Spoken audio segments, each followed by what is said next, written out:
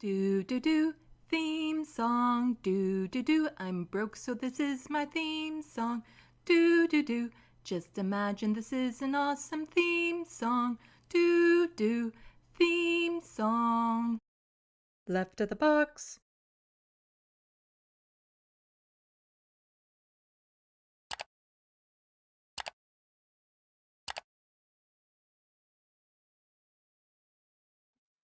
Hello, welcome to Left of the Box. Bonjour, bienvenue. I'm Sandy. Oh, welcome to the, oh, it looks like there's now 3 people watching. Thank you, I appreciate it. We have Looney Tunes 9000, good for Gabby, and Germ just popped right in the sandbox there. I appreciate you guys coming out. I put a lot of work into setting up these streams and stuff, and I get a little anxious sometimes that nobody is ever going to show up, but it is what it is. You know, that's the life of a live streamer. But you'll have to excuse me if I dart away from the computer suddenly. Abernathy, my cat, has just been a toddler today. Just driving me crazy. Constantly getting into things that he's not supposed to be, like chewing on things. Yeah, he has just been driving me crazy today, and he's decided to go step in the litter bin right now and start scratching around.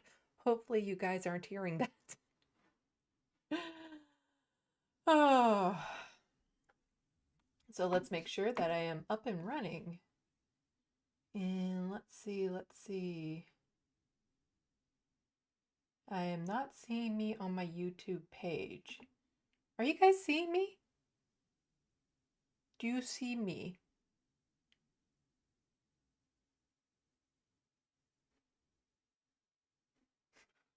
Is anyone seeing me?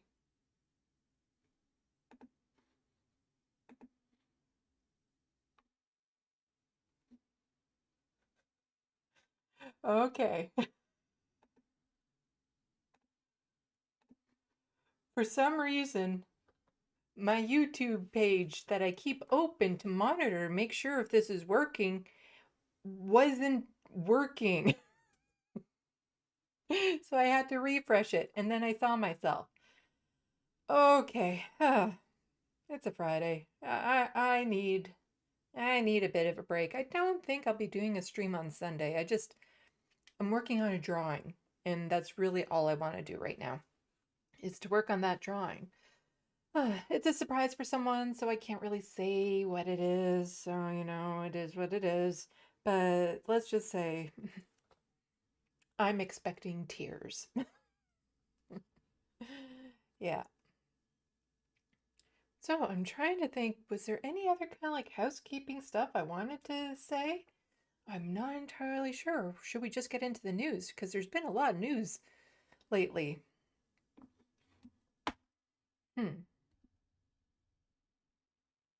Yeah, I don't know. Just, yeah, excuse me if I have to dart away suddenly because, like I said, Abernathy has just been a complete and utter nightmare today, getting into everything he's not supposed to be getting into. And yeah, I'm not feeling great. Just need some rest, I think. Anyway, let's get to the news. And I haven't done this in a while, so let's do this. Today in Canadian news.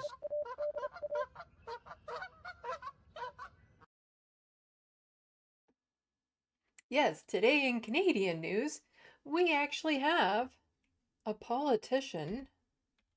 Oops, let's get to the right. Here we go. Willing to say, can we stop with the horrible stuff in Gaza? Of course, they're from the NDP, but let's just listen to what Blake has to say. Mr. Speaker, as Netanyahu bombs Rafah, the supposed safe zone, over 75 Palestinians were killed overnight. We are witnessing a crime of unproportionate horror in Gaza every day. Children are left orphaned as entire families are wiped out in this onslaught. Meanwhile, the Liberals continue to arm Netanyahu over $28 million worth of military exports since October alone. How many more Palestinian children have to be killed for this government to end arms exports to Israel? Yeah. He's not the only one. There's been several NDP MPs to speak out, and we'll get to more of this in a moment because there's some interesting things that have kind of happened, developed. I don't know how you want to say it, but it's so frustrating that at least in the NDP, federal NDP now, we have the politicians who are willing to speak out, to call this horror for what it is, and their leader, Jagmeet Singh, oh, wow. Is he ever a disappointment? Just complete and utter disappointment. He doesn't represent his party anymore. He doesn't represent the base. And you'll see part of it in just like, it is kind of so, I want to say it's unbelievable, the blatantness of their lying, all of these politicians. But can I really say I'm surprised? Not anymore.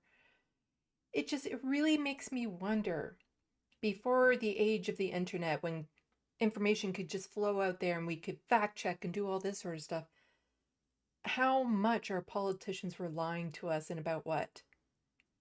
Like, it's almost like I have to question reality at this point because of how much our politicians lie to us. And it's a doozy of a story, but we're not going to get to that quite yet. There has been some developing news. So, I think this was even briefly mentioned on the Majority Report today, that new Prime Minister Justin Trudeau with Australia and New Zealand just released a joint statement on the reports of Israel's planned military operation in Rafah. We urge the Israeli government not to go down this path. There is simply nowhere for civilians to go. And let's see how strong this statement actually is. Let's see. Yep, you guys can see all of that. The Prime Ministers of Australia, Canada, and New Zealand today issued the following statement on reports of Israel's planned military operation in Rafah. Now, for those of you who don't know, which if you're watching my channel, I would imagine you do know, what is happening in Rafah is unimaginable horror. Just so many people in Gaza were told to go there because it was supposed to be a safe area to go. So you have over 1 million people just kind of crunched into this one small area. And then Israel and the IDF come in and say, we think there's some Hamas there, so we're going to start bombing. And so many civilians are dying from this. They're attacking the hospitals, the supposed safe places for people to go. There's been reports of just the worst you can possibly imagine. And it's happening to just innocent people, children. And this is the best my government can do, is this statement? This is it? Like, I'll finish reading it, but we have to demand better of our leaders. We can't just let another nation get away with this level of horror. It is just, I think that's part of the reason why I'm just not feeling well. It's the stress of knowing what's happening there. Like, I can't even, in the morning when I turn on the tap to take my medication, I think about it. I think about my access to this water and how we often, swirl the glass and dump it out before you actually put the water in. And the fact that I have my medication and that I can use the toilet first thing in the morning. And I feel it knowing that there's so many people over there that don't even have access to a washroom, let alone clean water. It's always there, it's always in the back of the mind. And I think, on the surface, I often don't think I'm feeling it too much, like I'm feeling it, but it's always there under the surface. And I think at times it just kind of overwhelms me and I just kind of shut down. And I think I'm about at that place. So, but it's important to keep going. It's important to report on these stories because we're documenting history. And everything that's going on over there, it is so. Anyway, let's see our strongly worded condemnation for what's happening by the brave Justin Trudeau, who is just an absolute horrid person. And we'll get into that in just a moment. So, we are gravely concerned by indications that Israel is planning a ground offensive into Rafah. A military operation into Rafah would be catastrophic. About 1.5 million Palestinians are taking refuge in the area, including many of our citizens and their families. With the humanitarian situation in Gaza already dire, the impacts on the Palestinian civilians from an expanded military operation would be devastating. We urge the Israeli government not to go down this path. There is simply nowhere else for civilians to go. And keep in mind, any innocent person there that even just shows the slightest bit of resistance to being harassed, to being assaulted by the IDF when they are there, will be shot and labeled as Hamas. Because I've heard there's reports of there's been some combat at some of the houses when we were trying to clear them out, and so it's all Hamas. But it's not.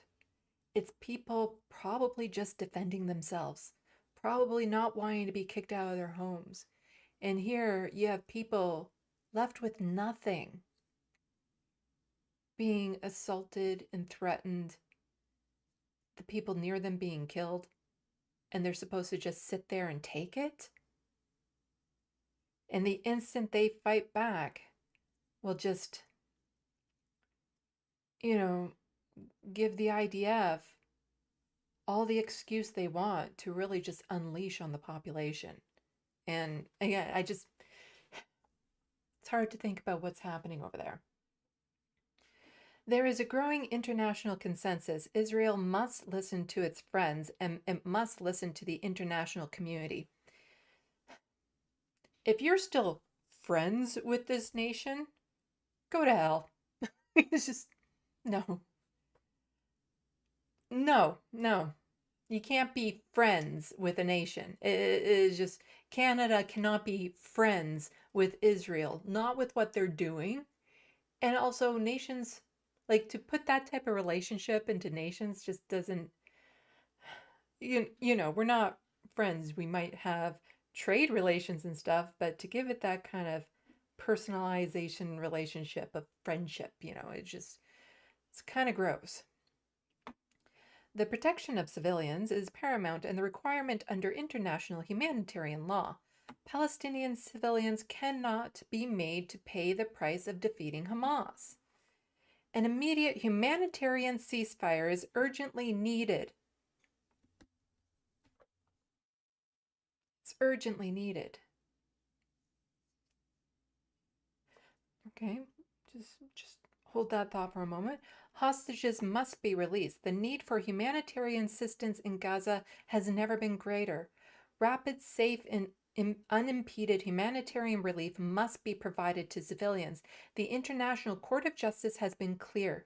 Israel must ensure the delivery of basic services and essential humanitarian assistance, and it must protect civilians. The court's decision on provisional measures are binding.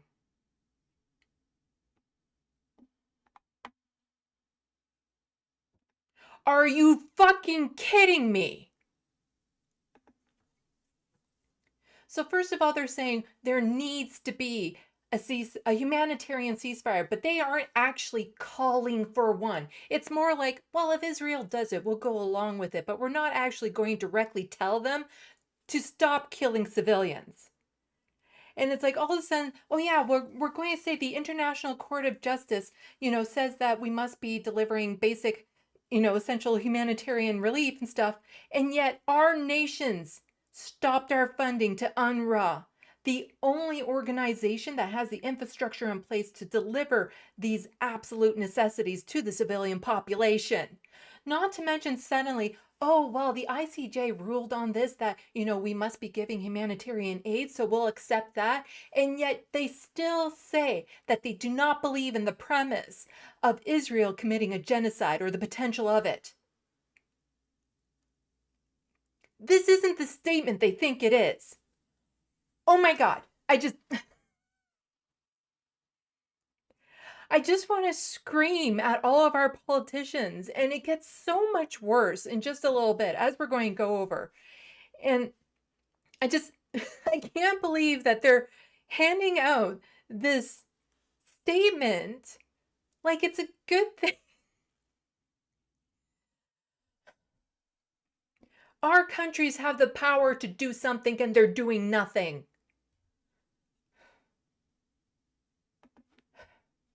Let's get back to it.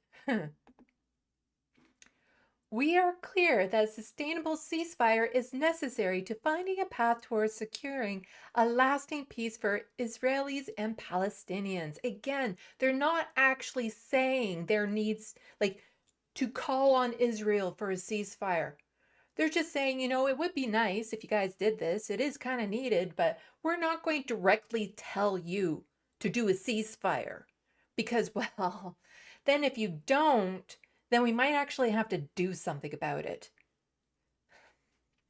Any ceasefire cannot be one-sided. Hamas must lay down its arms and release all hostages immediately. We again unequivocally condemn Hamas for its terrorist attacks on Israel on October 7th. Are you fucking kidding me? They can't even get through this statement of Israel is actually, committing a potential genocide here, and yet we're still going to bring up Hamas and that attack back on October 7th like it's still the same thing. No, these are two separate things at this point. What Israel is doing, there is no justification for what Israel is doing to the people in Gaza right now. It doesn't matter. And they're talking about the hostages. Oh, and it can't be one-sided. It is one-sided. It is Israel, the government, the IDF, indiscriminately attacking innocent people, slaughtering innocent people and children. Hamas isn't doing that. They're not doing that. They had an attack, which is horrible, and everyone acknowledges, but they can't even get through a statement of saying, you know what, this is getting pretty bad, and we don't want you to actually go in Rafah, and oh yes, we condemn Hamas.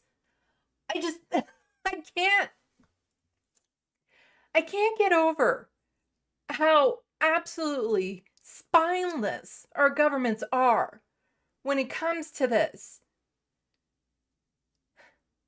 And again, there's still no mention of the deaths, no condemnation of the deaths that Israel has been perpetrating, no mention of the hostages Israel has.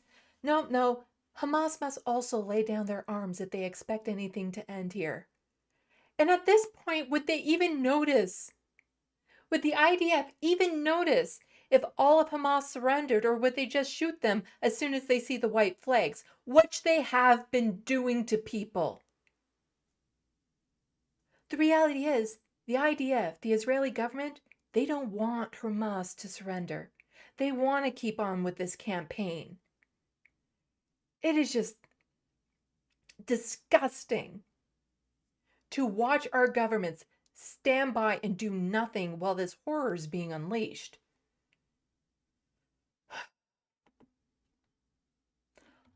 Ultimately, a negotiated political solution is needed to achieve lasting peace and security. They're never going to have that now. Anyone who survives in Gaza all the Palestinians there that survive, should they ever have the ability to exact some sort of revenge on Israel, do you think they're not going to do that at this point? How can they not be radicalized? Every child there has trauma.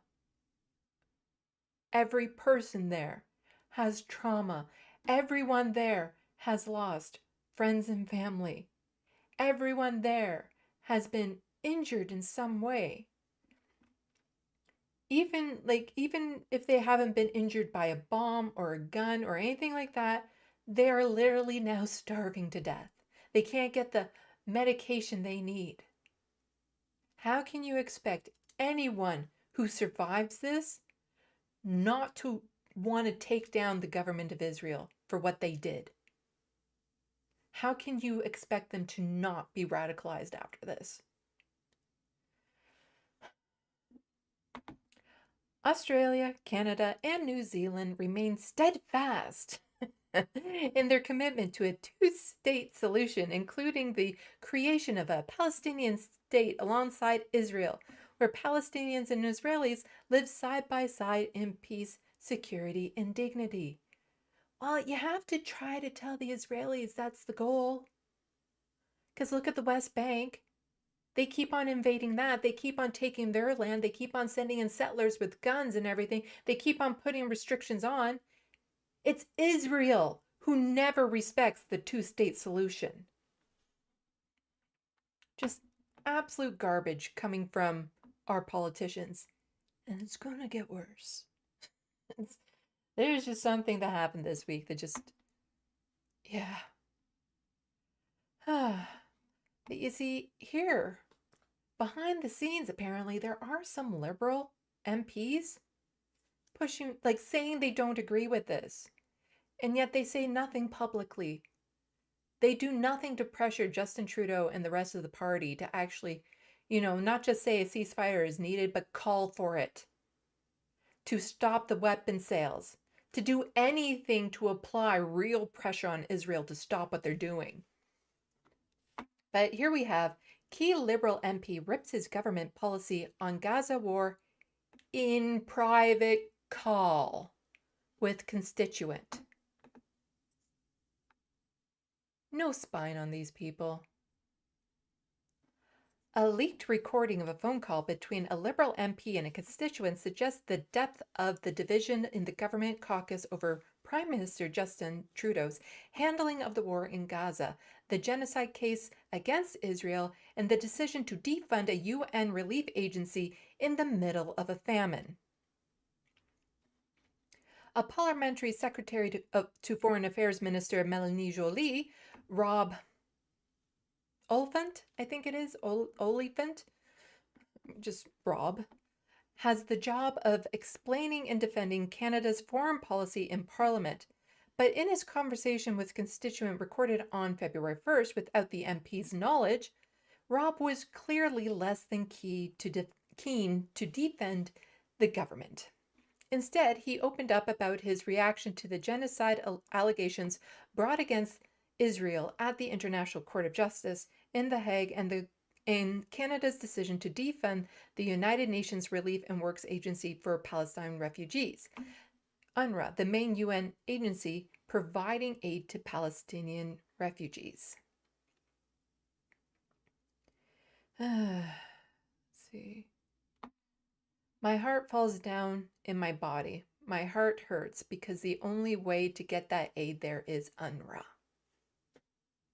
That's what this Liberal MP will say in private. They won't say that in public.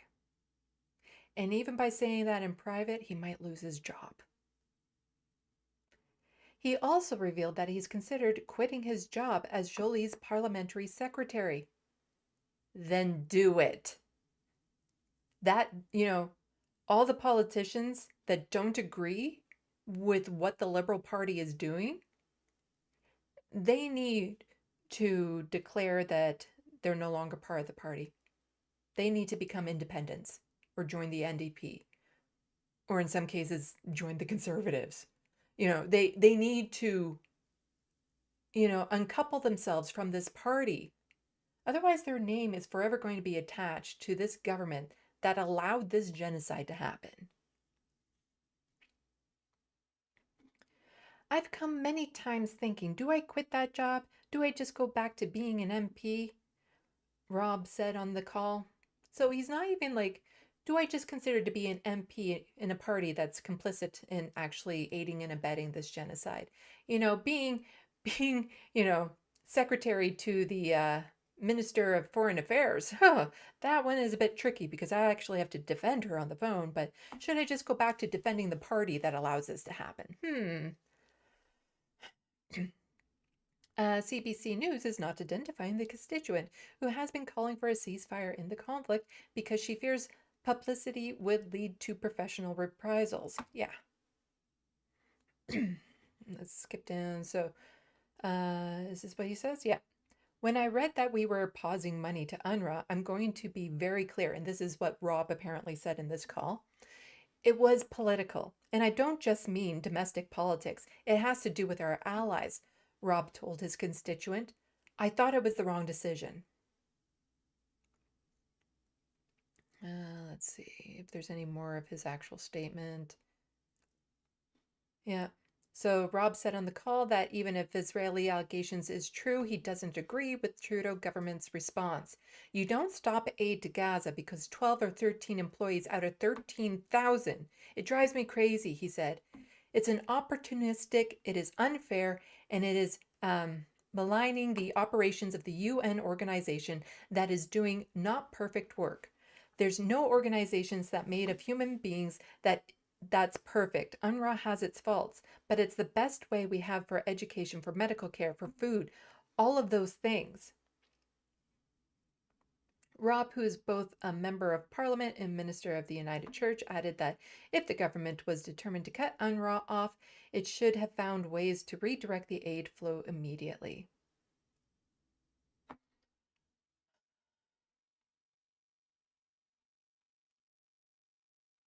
Yeah.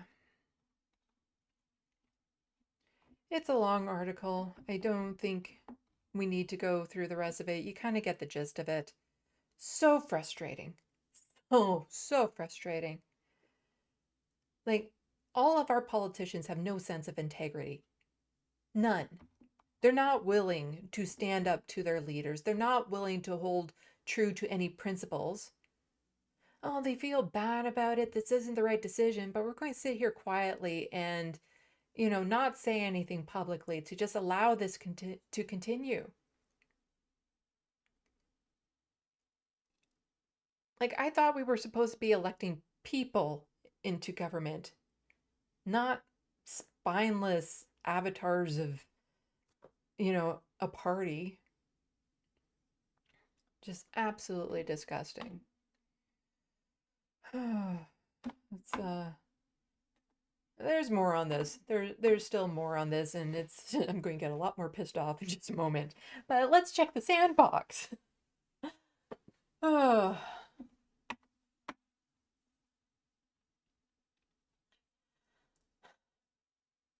Yeah, sorry. Didn't mean to get so mad there.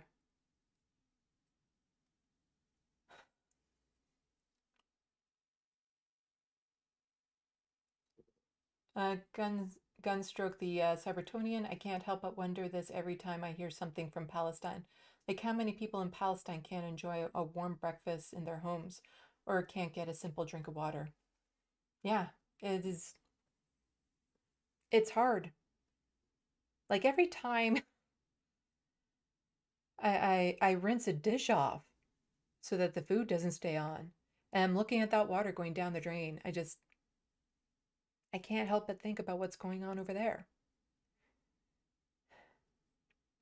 It's something that in this country I've never really taken for granted because even in my country, in Canada, clean water is not a guarantee. You go to the indigenous reservations, and a lot of them don't have clean water. Far more than, well, any one is too many. And there's a lot more than just one, dozens.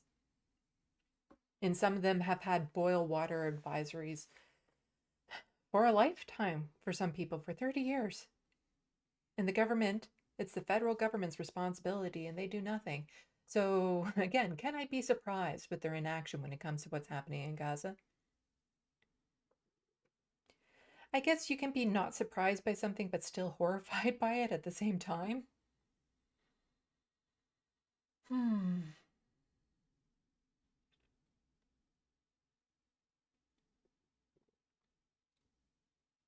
Uh, let's see. Kelly Bog, yes. Preach it, Sandy. I am horrified and physically upset by what is going on in Gaza. Yeah.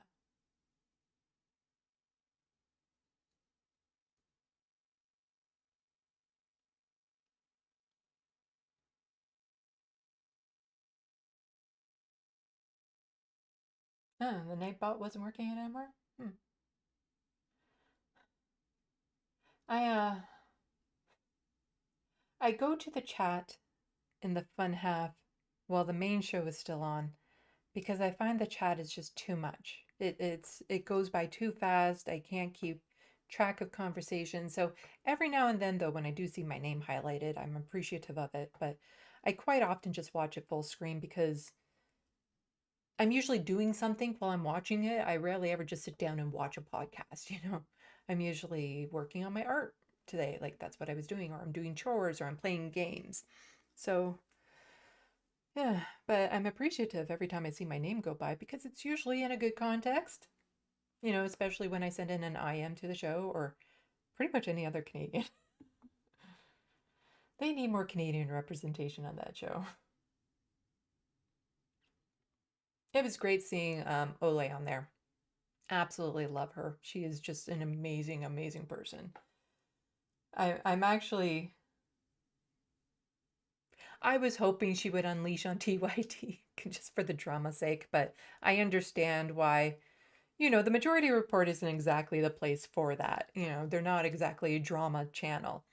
Like they cover some, but there has to be like a reason when they cover Tim Pool and Steven Crowder and stuff. It's in a larger context. They don't just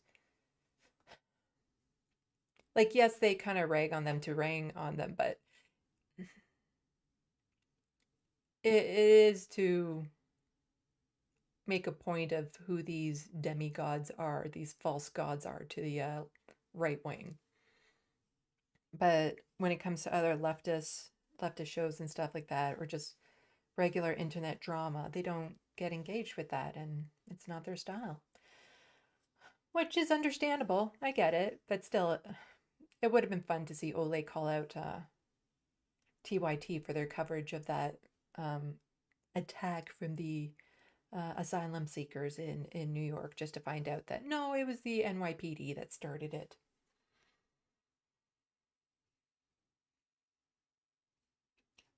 Marty, I have been looking for somebody to talk with in my city. I'm in Kitchener and I just moved here last year, so I'm new to the area. I really like your show, Sandy. Well, welcome to the area. Let's see, what can you do in Kitchener? Well, the best thing you can do in Kitchener is go to Waterloo. There's more to do in Waterloo. Um, you know, there's a good area in front of City Hall there. Usually people, there's meetup groups, I think. I don't know. I'm not a very social person. I'm social within certain groups, but not within others. It's hit and miss with me. You know, I've done those tests where they see if you're an introvert or extrovert, and I'm usually here. So I can be extremely extroverted or extremely introverted.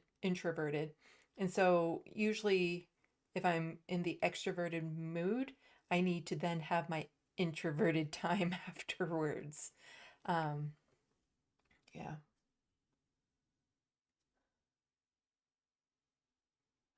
Let's see.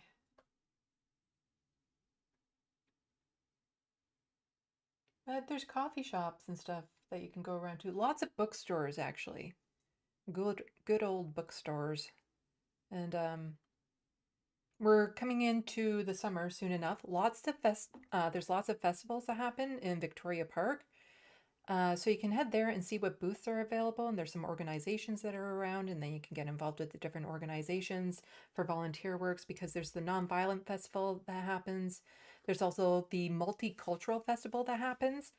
Absolutely recommend you go there. Amazing place to buy stuff, to just learn about different organizations, and then you can get involved with like there's a lot of different groups in this area to get involved with. Uh,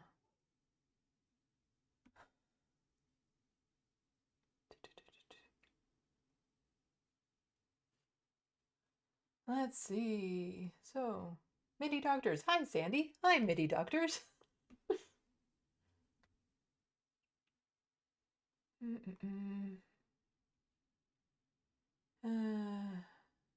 Yeah. Okay, let's get back to some of more of this just unbelievable craziness. I've mentioned in a live stream recently, I had that live stream with Bam. Really, I loved that live stream. He had so many good things to say. And I've clipped I had to do so much work with that video to clip things, and then I didn't even clip everything that I wanted to clip, because I'm starting to realize a lot of my clips don't get traction, and so I have to be more picky about which clips I actually post versus I just like them, so I'm posting them. They have to be, but I'm really bad at kind of understanding which clips will get more traction than others. I'm not good at the marketing part of my channel. Really not good. I know my thumbnails suck. And the sad thing is I'm really good in Photoshop. But I don't know what makes a good thumb, like to put it together, to have a style with it, to title it, to do all the hashtags. Like I'm no good at the marketing aspect of it. But anyway, where I was getting to with that is when I was talking to him, I was mentioning the thin blue line badges that, even here in Canada, we have those. And that there are these thin blue line solidarity badges, with half American flag, half Canadian flag, and a thin blue line diagonal through it and stuff. And it's just, this is what the cops wear, the police officers. So can I say I was surprised when I saw this?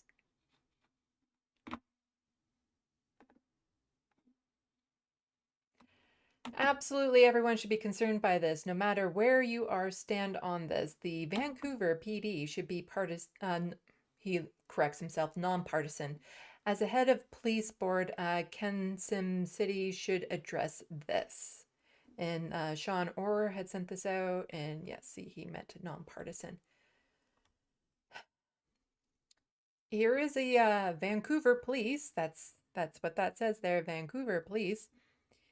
And there's a Israeli flag there with the diagonal line. So at first I was thinking like this was a thin blue line thing again. Not exactly. I don't know why, but the right really loves reappropriating this symbol. But I wasn't exactly... Again, I can't say I'm shocked, but I wasn't expecting what this other half of the badge is that's being covered up by the Vancouver Police. But it is. If we go down a bit more, I think somebody shows it. Yeah, there we go.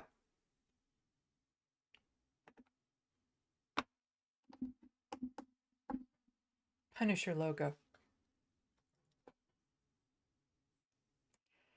They don't, like, I don't watch or read comics. I don't read them. Although I have watched the Punisher movies. I've watched the Netflix series, which is actually surprisingly good. It kind of blew my mind how good that series was on Netflix, the Punisher series. If the Punisher were real, he wouldn't be on the right-wing side.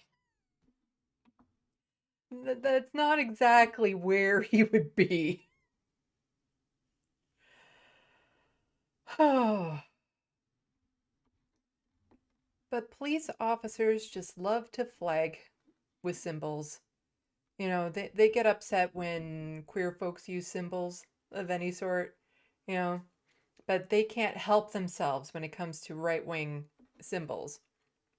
And so somebody pointed out with this badge here, the Globe and Mail, CTV Vancouver, the Vancouver Sun have all published articles with this headline: Vancouver police officers directed to remove Star of David patch from uniform. No mention with the Punisher logo on there. Also, I'm not sure if police officers should be wearing badges like that, patches like that, to, again, they're supposed to be nonpartisan. Should they be wearing any kind of like Canada flag, American flag, thin blue line, religious symbolism in that manner? But yeah, it looks like he actually purposely covered up the Punisher logo on that because he knows that this is a right-wing signal, a right-wing flag, a Zionist signal. It just, oh, I just caught somebody saying, can you imagine somebody who said that? Who said that? My dogs are goth. Can you imagine if the cop had a pro-Palestine badge? Yeah. Yeah. There's no way. Like, they would absolutely demand that he get rid of that. But, you know, how dare they tell him to get rid of the Star of David patch when there's, you know, when they're under attack by Hamas and they're trying to show solidarity. Oh, no. But no, it's just a Zionist right-wing, is it flag that I'm thinking of? Symbol when they do hidden messages or symbolization in things. Dog whistle, that sort of thing.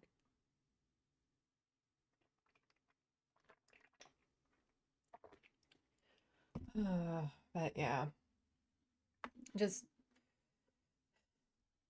I have more to say about police officers because everything I've seen of like the Vancouver police and the Edmonton police when it comes to like um, tent encampments and how they treat people, it's all the same as the Toronto police. Like they're all the same police force from what I can tell when it comes to their behavior, the type of things that they try to get away with.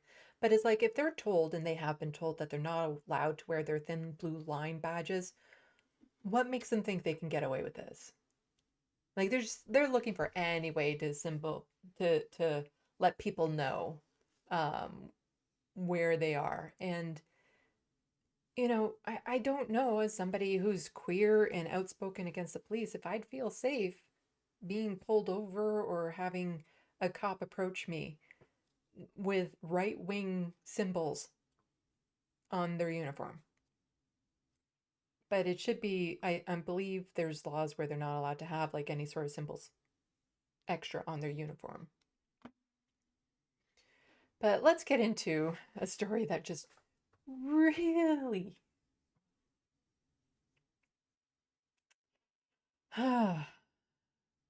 really makes me hate politicians.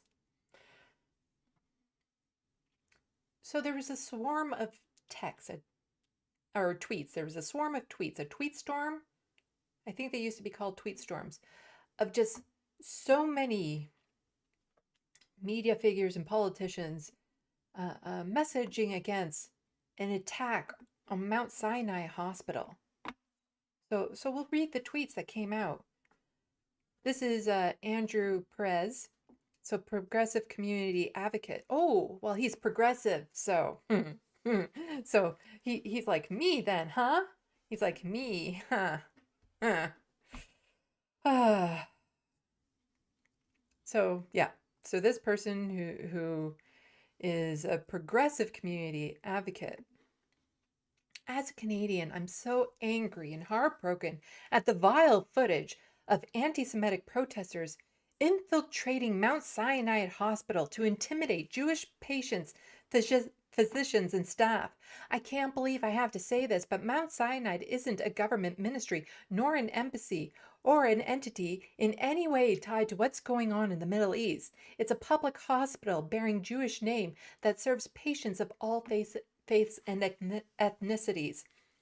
Although if you want an abortion, probably not the best hospital to go to from what I've heard. Also, if you want medical assistance in dying, again, somehow their religion gets mixed in with their um but so all of this is in response because there was a huge protest rally happening after, Israel started to bomb Rafah during the Super Bowl. And so the next day there was this big mass protest.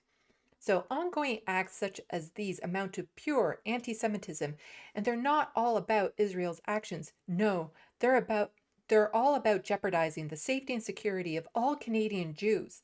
All Canadians must condemn these actions in the strongest possible terms. Having said this, I'm quite frankly growing very tired of statements that decry these obviously dangerous acts, yet suggest nothing by the way of action.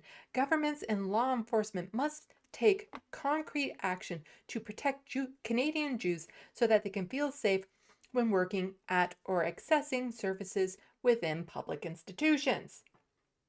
That should never be too much to ask. So from the sounds of it, it was pretty bad if they were going into the hospital and targeting it specifically because it was a Jewish hospital.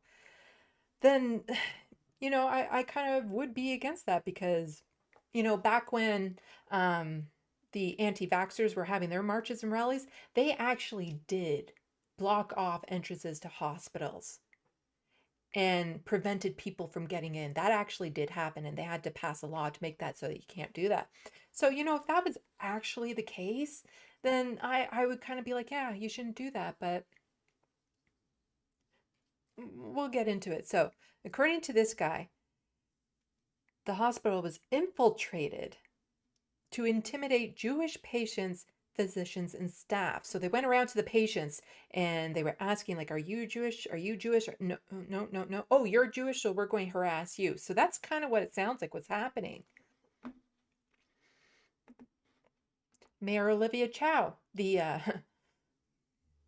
mayor of Toronto, who people had hopes for that she would be better than the previous John Tory. We'll get more of what she's done in a moment, but she also released this. Read my statement on events outside Mount Sinai Hospital yesterday. A hospital is a sanctuary, a place of healing for all. My family has a long history of Mount Sinai. My father passed there. Both my late husband and I had cancer treatments there. Yesterday's actions at Mount Sinai Hospital, a hospital founded by Toronto's Jewish community, were unacceptable. Targeting Jewish institutions is anti-Semitic, and hate has no place in our city. So again, this hospital was targeted, apparently, in these protests. They went directly to that hospital to be like, yeah, since you're a Jewish named hospital, we're going to protest you because of what's happening in Rafah. And nobody's actually mentioning why this protest is happening. And according to the mayor, the hospital was targeted. That's what she's saying, that this Jewish named hospital was targeted. Mayor of Toronto, she's saying that. Bonnie Crombie, she's a MP for Mississauga, so, the nearby city. I've been torn up by accounts of protesters infiltrating, that's quite strong language there. They're infiltrating Mount Sinai Hospital, intimidating Jewish patients and doctors, and threatening our already weakened healthcare system. That's odd. Intimidating Jewish patients and doctors and threatening, infiltrating Mount Sinai hospitals, intimidating Jewish patients and doctors. infiltrating Mount Sinai hospitals to intimidate Jewish patients, physicians, and staff.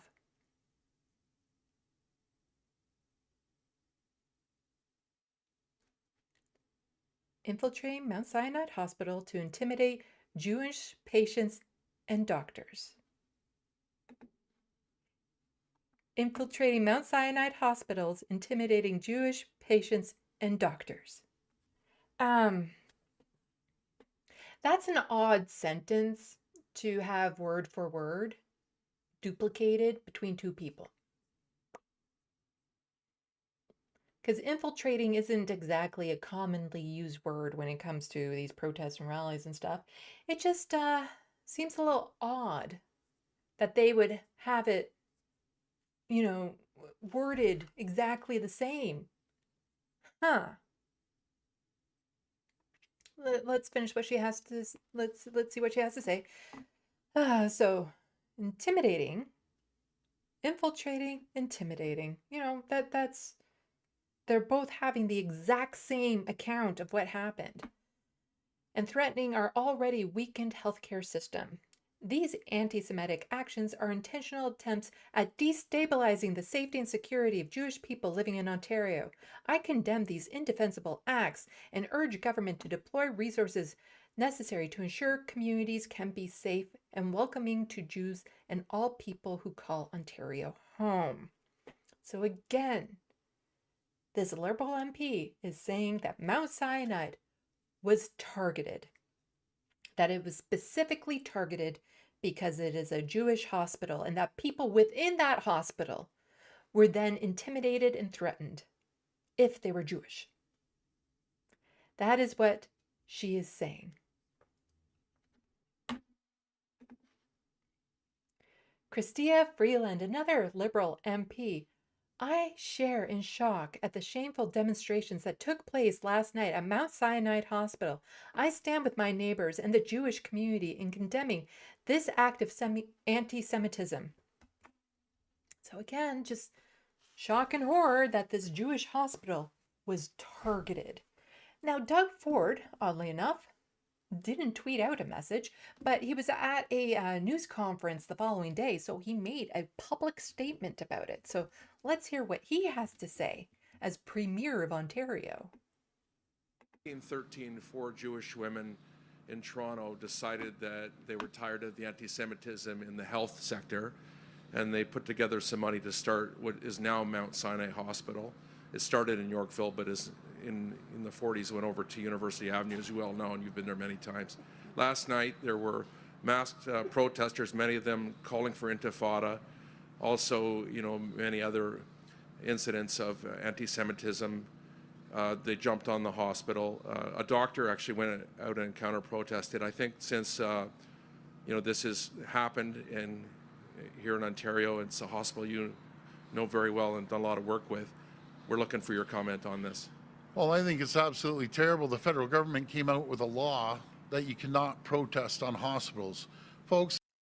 And again, that was actually because of anti-vaxxers preventing people from getting into hospitals when they were, wanting to say that we shouldn't have to wear masks and that COVID was made up and all that sort of stuff. And there were actual anti-vaxxers blocking the entrances to hospitals. Get some decency, have common sense. These hospitals are there to save lives. Mount Sinai did everything they could to save my brother's life. He was in there, and they're an incredible hospital, along with all the hospitals around the province. They're there to help people. Do not break the law, because that's exactly what happened. You broke the law, and So according to Doug Ford, these protesters broke the law. You just heard him. That's what he's saying, that they broke the law. That's how rambunctious and horrible these protesters are. By targeting this hospital, they broke the law. The federal government came out with a law saying you cannot protest in front of hospitals. But even without the law, you have to have an ounce of decency not to do this. I don't care what you're protesting. That doesn't matter. You want to protest, Go to City Hall, come down to Queen's Park, jump up and down, do whatever you want. But don't prohibit people going into a hospital when they're in there saving people's lives, because you never know, you may be the next person in that hospital and they'll be trying to save your life. Not if Doug Ford keeps on defunding healthcare. Dark joke, dark times. They're sacred hospitals. Yeah, yeah, the hospitals that you can go to that still have an open ER. So that was the leader of the province, the premier of the province. Well, Jagmeet Singh, leader of the federal NDP, also had something to say. Now, remember earlier in the show, I showed you that short clip of NDP MP speaking out strongly against what's happening in Rafah and the fact that we've stopped funding UNRWA and stuff. You know, there's been several NDP MPs who have spoken out strongly against what the federal government is doing, how horrible it is. Okay, so at least in that party, they have people publicly saying it, whereas in the Liberals, apparently they're saying it behind closed doors. But let's see how much the leadership of the party reflects what the party is saying. Yesterday, the Mount Sinai Hospital was targeted because of its ties to the Jewish community in Toronto.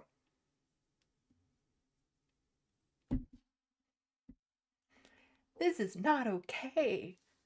Hospitals are a place for healing, not a target for protests.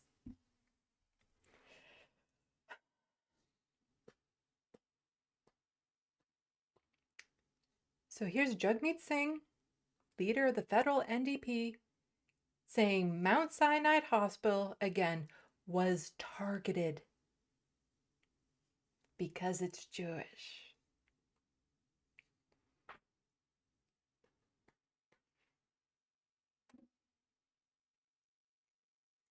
And of course, the beloved Justin Trudeau. The demonstration at Mount Sinai Hospital yesterday was reprehensible. Hospitals are places for treatment and care, not protests and intimidation. I strongly condemn this display of anti-Semitism in Toronto and across Canada. We stand with Jewish communities against this hate.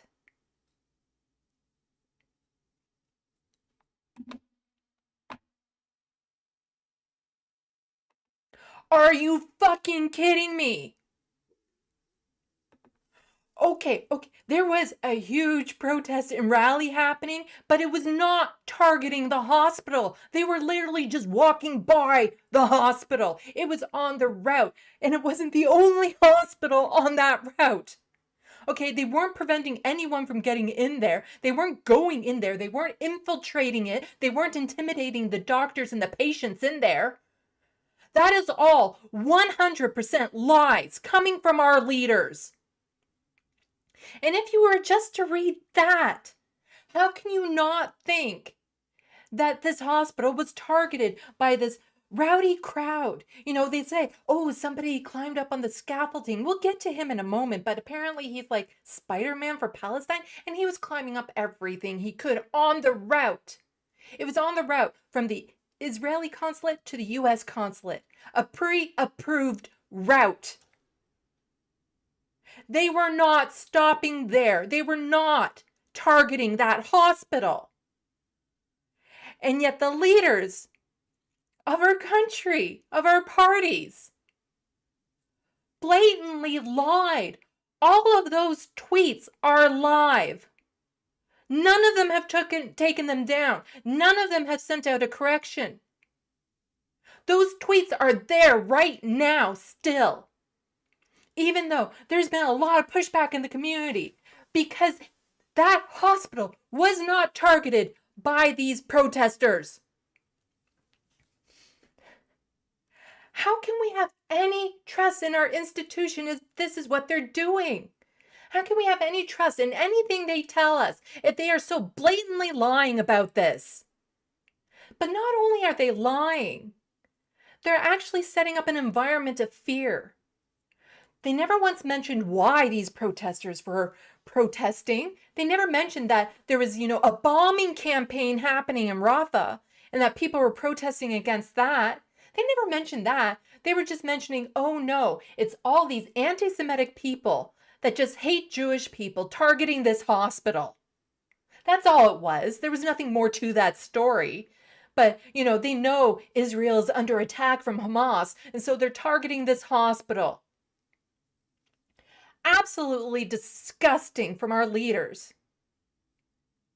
And it makes me question everything they have told us. How can we be sure of anything they ever tell us if they're being truthful when it is such a blatant lie?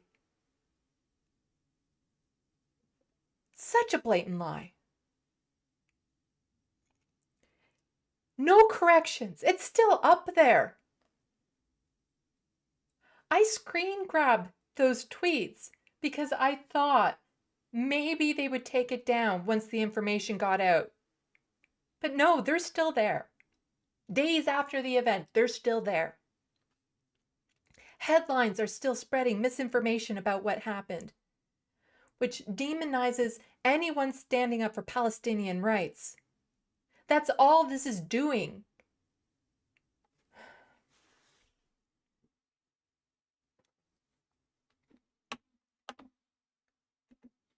There's this article here from The Grind that went step by step what happened out there. So what happened outside Mount Sinai Hospital as pro-Palestine rally passed by. And a 21-second clip from a nearly 4-hour rally became national news. Here we piece together what happened at the rally and afterwards. So let's just go to the route. Yeah, basically, there was just this clip going around, a 21-second clip of everything that showed somebody up on the scaffolding waving a Palestinian flag. This guy here. You notice how he's dressed? He's dressed up kind of like Spider-Man, and he's kind of known for doing this. And he climbed everything he could climb on the route, not just the hospital. But this is the only thing the media seems to be focusing on.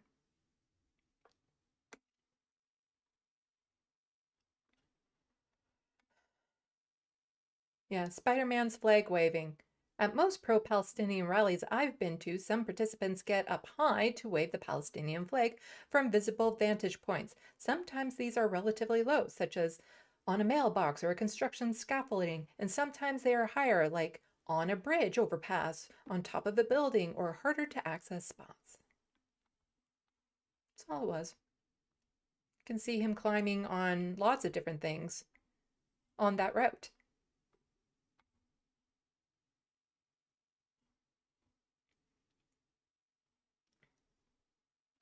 Outside the hospital, as the protests began heading south along University Ave, it was only taking up the southbound lane of traffic. Cars heading northbound were still moving, some very fast, and protesters were occasionally in some lanes of the northbound side. I remember worrying that somebody could get hit by an oncoming car. At the intersection of University Ave and Gerrard Street, across from Mount Sinai Hospital, a number of participants moved into the left northbound lane to stop traffic moving that way. The protests had stopped traffic both ways previously on Yonge Street and College Street, as protests often do. Police moved in to stop protesters from blocking the intersection at Gerrard Street, seemingly intent on allowing cars to turn right and leave University Ave through there. There was a brief standoff and pause, and then the rally's marshals moved the crowd out of the intersection. This is around the time when the 21-second video was taken of the person in the Spider-Man costume climbing up the hospital entrance. The subsection of the crowd visible in the video is hardly moving forward, which is something people have pointed to as evidence that the hospital was targeted. Yeah, when these marches happen and you're on a road and stuff, because I've been in some of them, when the light's red, they stop. There's times when they stop. However, there was no announcement made by the organizers that the rally was stopping intentionally at Mount Sinai Hospital, and the crowd left the area within about 15 or 20 minutes of arriving there. So they basically walked past it. They didn't go in. They didn't intimidate people. They didn't infiltrate anyone.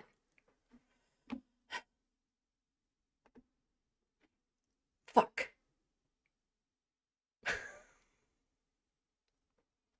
I'm reading from this article. The grind. I'll show you those pictures again. The Spider-Man. See, look at that costume. Definitely because he's targeting a Jewish hospital. Top of the Eden Centers, those were the other places he stopped at on the way.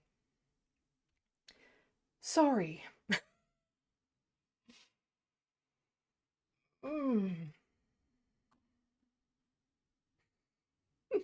One of these days, I'm going to get it right to make sure that you guys are actually seeing the things that I'm reading from as I'm reading them.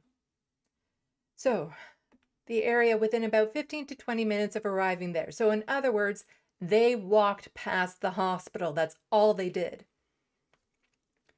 This is about as long as the crowd stayed at other intersections. It was definitely a shorter stay than at the intersections where it had started and where it would end. The total duration of the rally was a bit over 3.5 hours.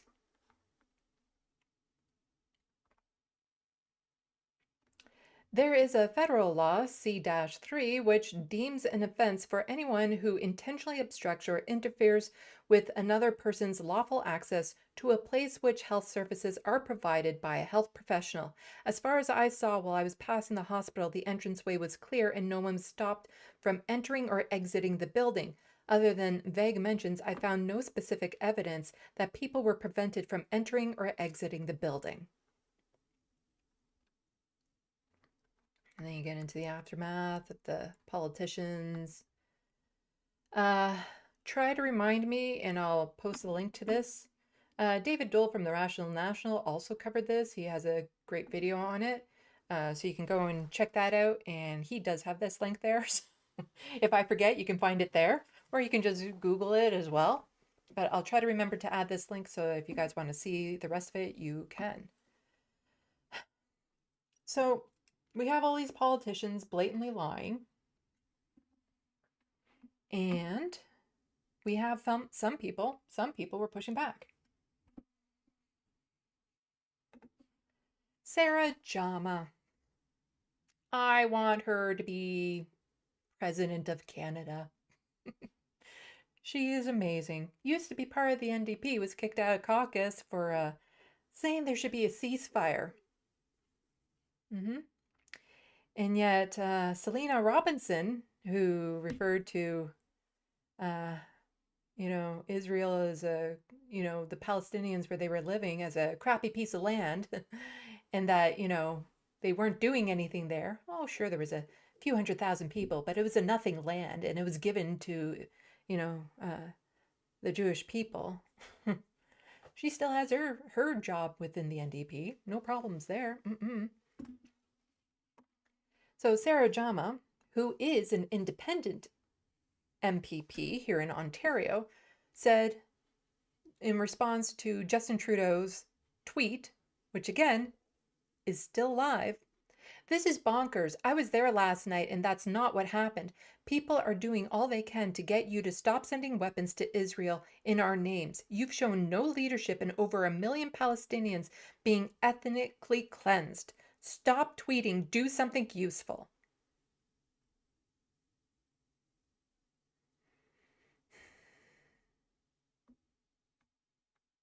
This apparently, I guess, is the clip going around of somebody waving the flag.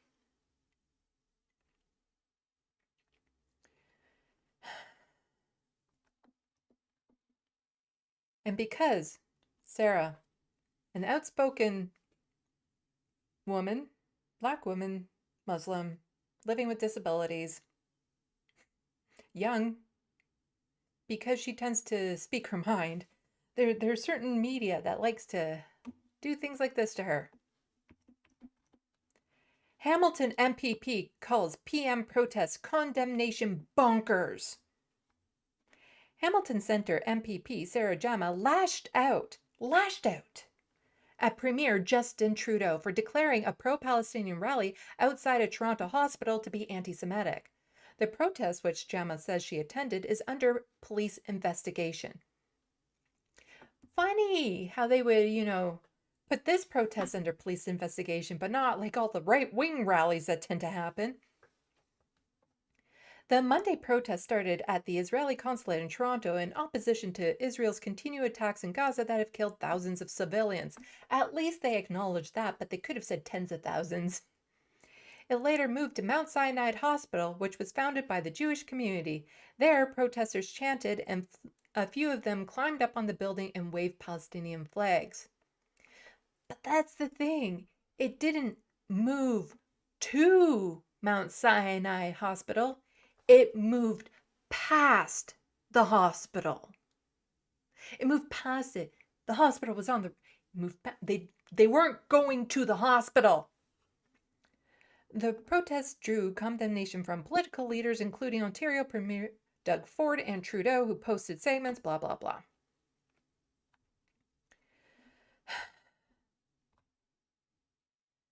The conflict in Gaza has become a focus for Gemma, whose commentary on the conflict resulted her in being removed from the Ontario NDP caucus. Ford's Progressive Conservative Party passed a censure motion that means Gemma cannot speak in the legislature unless she apologizes, which as far as I know, she still hasn't. Oh, Gemma says she won't apologize and has threatened to sue Ford for libel and fight the censure in court. I'm not mentioning what that... It's funny how the magazine, the spec here, the Hamilton spec, leaves out why she is suing Doug Ford. Because he accused her publicly on Twitter, I believe the tweet is still there, of supporting the rape and murder of innocent women and children. That is libel.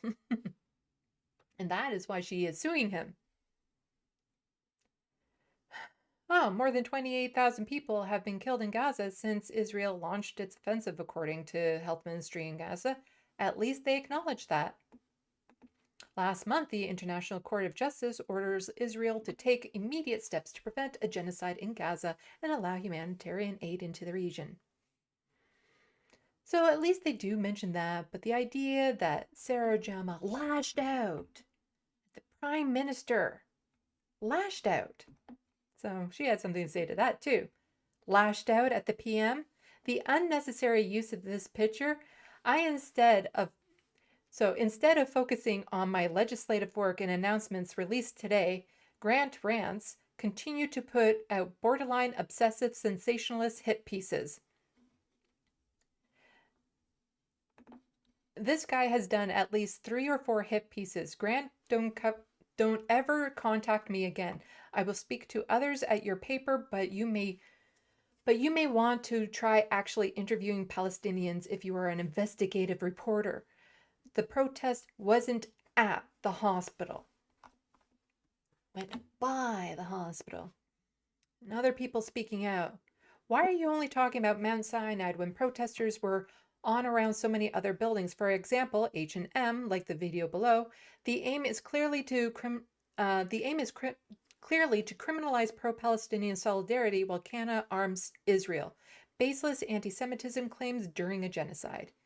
And that was the Fox responding to Justin Trudeau's tweet. Of course, the CBC pitchbot had to get into here. So, new anti-Semitic Spider-Man demonstrator caught violently punching member of Jewish community.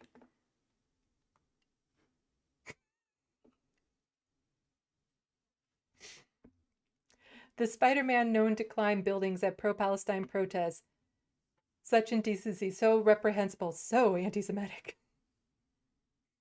But I like the CBC pitchbot. That's pretty much how our leaders would probably phrase that. Agent NDN responding to Bonnie Crumbies, saying she's torn up by this.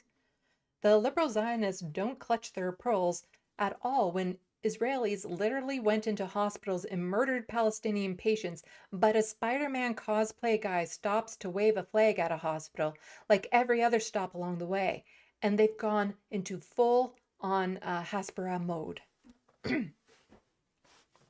Yeah. No mention of what's been happening at the hospitals in Gaza that are under attack. The last working one. Heartbreaking interview on the Majority Report talking about this. A doctor that was there just describing the situation. And like the next day, a couple days after that interview, the hospital was being bombed. No mention of that, but protesters walking by a hospital here in Canada. Oh no, the horror. From Beeson, there was no demonstration at Mount Sinai. The march went past 3 different hospitals. This man is lying about a protest that he knows was demanding he act to stop the genocide. And this motherfucker has the gall to call Palestinians reprehensible? When I say I am livid. Yeah. He's the one that's spending that sold $28 million worth of sent $28 million worth of weaponry to Israel since October 7th. That is being used in this genocide. And, he's not once mentioned anything about the hospitals being bombed in Gaza. He hasn't said anything about, he hasn't called out the Israeli government for what they're doing. He's always on about, Hamas, October 7th. But he's never actually said, you know what, this bombing you're doing, civilians and stuff, really bad. He's never done that. But people walking past a hospital, he has to call them reprehensible. Babies were left to die in incubators in a hospital in Gaza. He didn't say anything about that. But nope, Spider-Man climbed the wall at Mount Sinai Hospital. Reprehensible.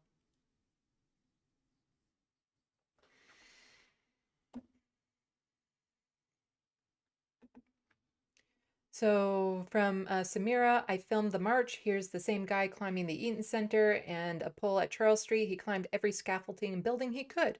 Sinai was not treated any differently. This din of absurdity is framing this Galen as anti-Semitic is both churlish and dangerous.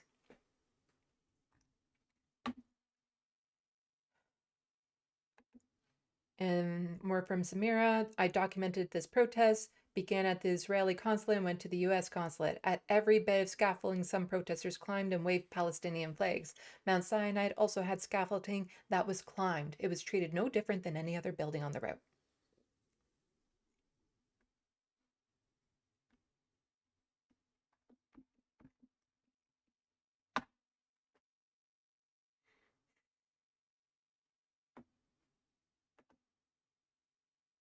Our politicians are lying to us.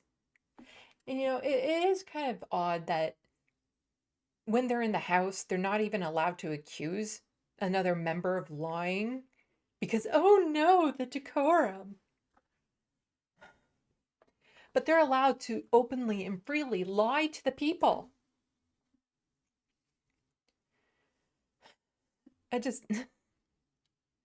How can we have any faith in our government if this is what they're doing? If they're allowing this, if they're aiding and abetting this genocide while calling out anyone who dares say anything like, oh, maybe we shouldn't be sending these weapons. Maybe we should be calling for an actual ceasefire. Maybe we should stop funding Israel instead of stopping to fund UNRWA. Just so blatant what they're doing. But here from the Maple, is there anywhere left to protest for Gaza in Canada?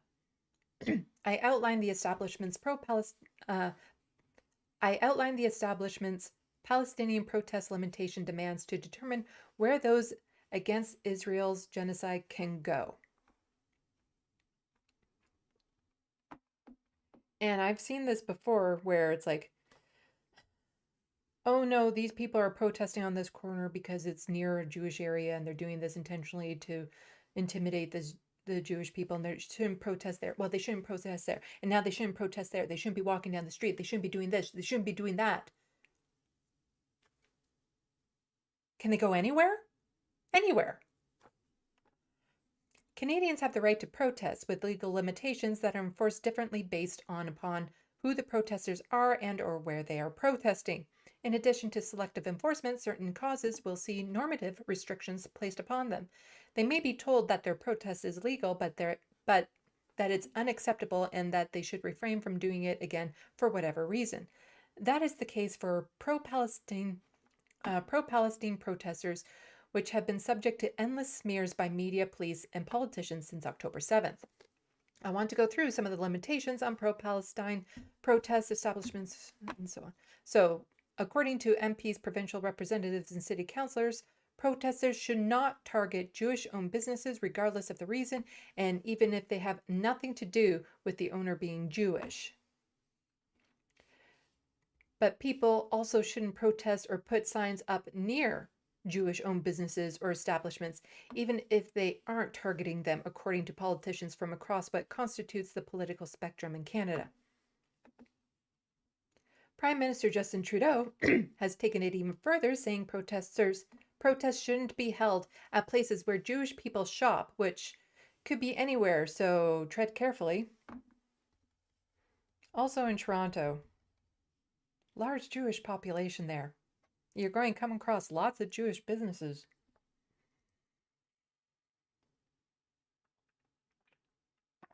When I first moved to Toronto, I actually moved to a very Jewish area. That was interesting. I knew nothing about that religion before I moved there because it wasn't exactly taught in high school the way that you would think it should be.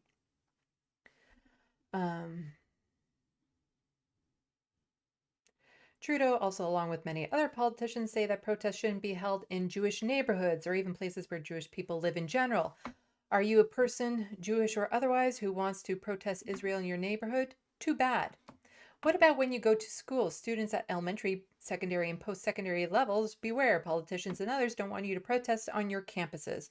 There may be students there who feel threatened. After all, go somewhere else.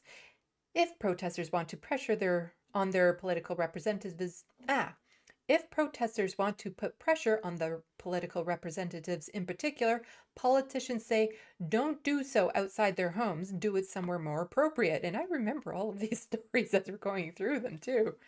But protesters shouldn't confront politicians at public events. A pro-Israel lobby group says because it may ruin them for others. It may ruin them for others there. And protesters also shouldn't do it at the constituency offices. Another pro-Israel lobby group states, if they happen to be near any of the places listed above. And I also covered it, when they put up post-it notes on the doors of Selena Robinson's office. You shouldn't protest like that. You shouldn't protest as Spider-Man climbing stuff. You shouldn't protest waving flags, Palestinian flags, because those are practically hate symbols now. Never mind the badge that officer was wearing. Protest the way they want you to protest, the way that they like, in a way that doesn't make them uncomfortable at all. So don't protest is what the leaders want. And this is... It's so sad because then it takes away from the real stories of anti-Semitism, which happened recently.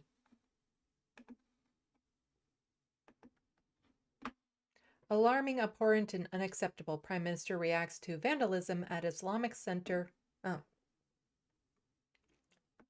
Islamic Center of Cambridge. So, sorry. Not anti-Semitism. Islamophobic attacks. And as you can see from the symbolism, definitely hate involved there. So when they're conflating people protesting Palestine with actual hate, it's It's like they're trying to take away the meaning of what it is to be anti-Semitic, of what it is to be Islamophobic, when any gesture can be, you know, if you're protesting Israel, any gesture is now being labeled as anti-Semitic. Just absolutely. These politicians. How can we trust them? How? When they're so far up their own asses.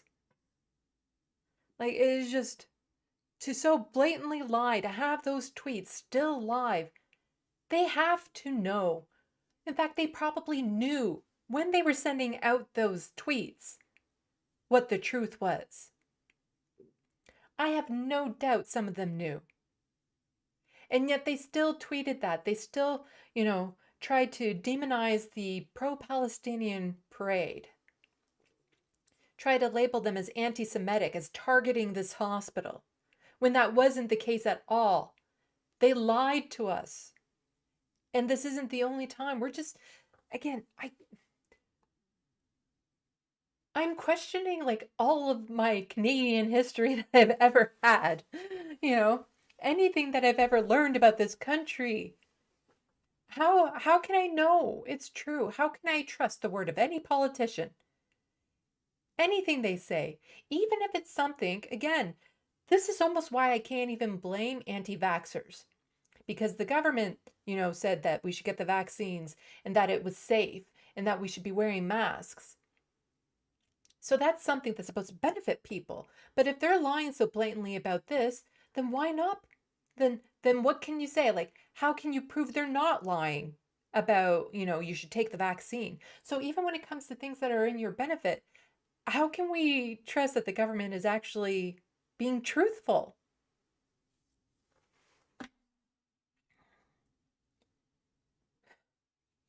Like, what are we supposed to do with this government?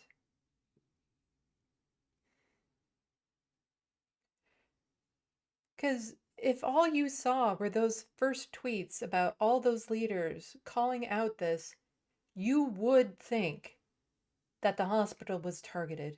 If you have the naivete of just believing what a politician says, that what they tweet out, what's on the public record, that you believe that, then you would believe that the hospital was targeted because it was Jewish by pro-Palestinian Hamas supporters.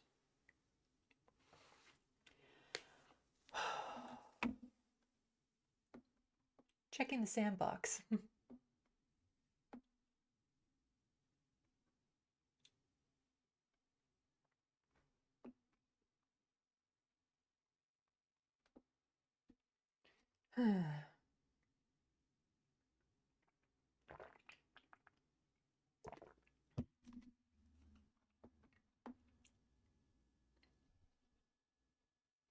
Grand Theft Autobot. Apparently buildings have ethnicities too. I can be racist against a building now. Yeah, apparently. Hospitals can have religions.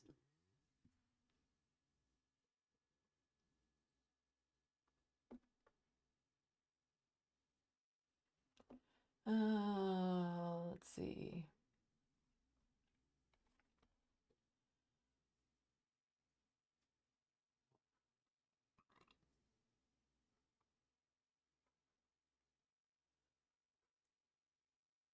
Bad lefty. To be honest, I naturally assume they are all right-wingers, and I'm probably almost never wrong. Referring to police officers, I imagine.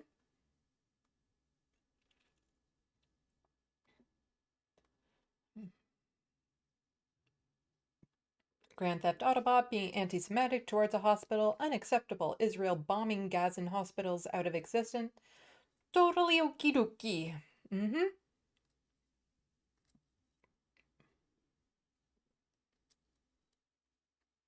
Bad lefty making up BS stories of targeting hospitals after they bombed and or invade every single hospital in Gaza. Evil bastards.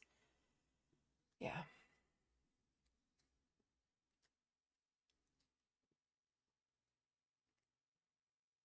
Talking Truth with ADC. Spider-Man is anti-Zionist, apparently.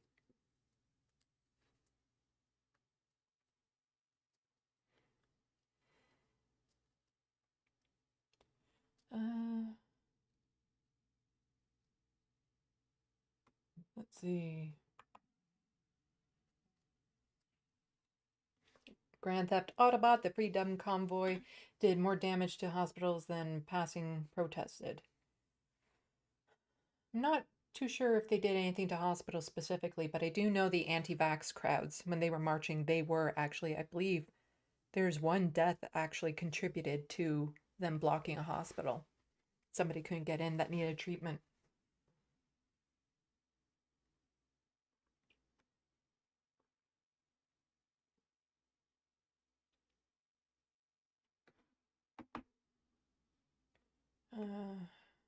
Let's see.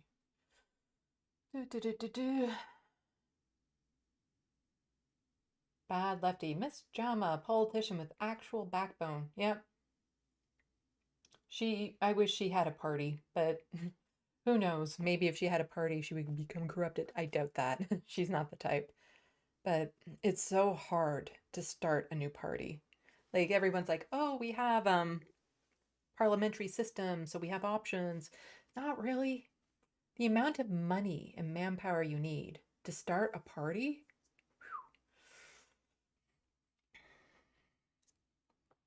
I want the NDP to be taken over, to kick out all the establishment liberal NDPers, kick them all out, and actually return it to this base.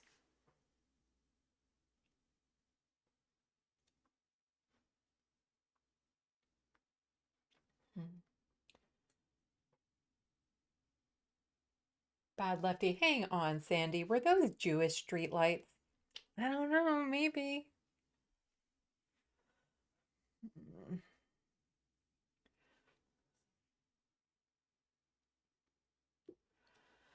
Okay. Let's see. There is more news to get to. So, I was talking about Olivia Chow earlier. Now, she is the widow of Jack Layton, who used to be leader of the federal NDP. So, when she ran for mayoralship of Toronto, there was hope that she would be a little bit more anti-cop, a little bit more progressive, you know, all the things that you would hope somebody from the NDP would do. Yeah. And you remember earlier, I had a story that I was covering about the police, the police union there, having absolute meltdown and temper tantrums over not receiving an extra $12 million. So they had asked for 20. Olivia was approving 8 million instead of 20 million. And the police chief was just absolutely melting down all over social media, probably using a lot of that money for these campaigns that he was running. Keep in mind, the police budget is 1.189. I got that mixed up in the earlier videos. I missed the second one. So it's just over $1 billion. And he was crying over 12 million.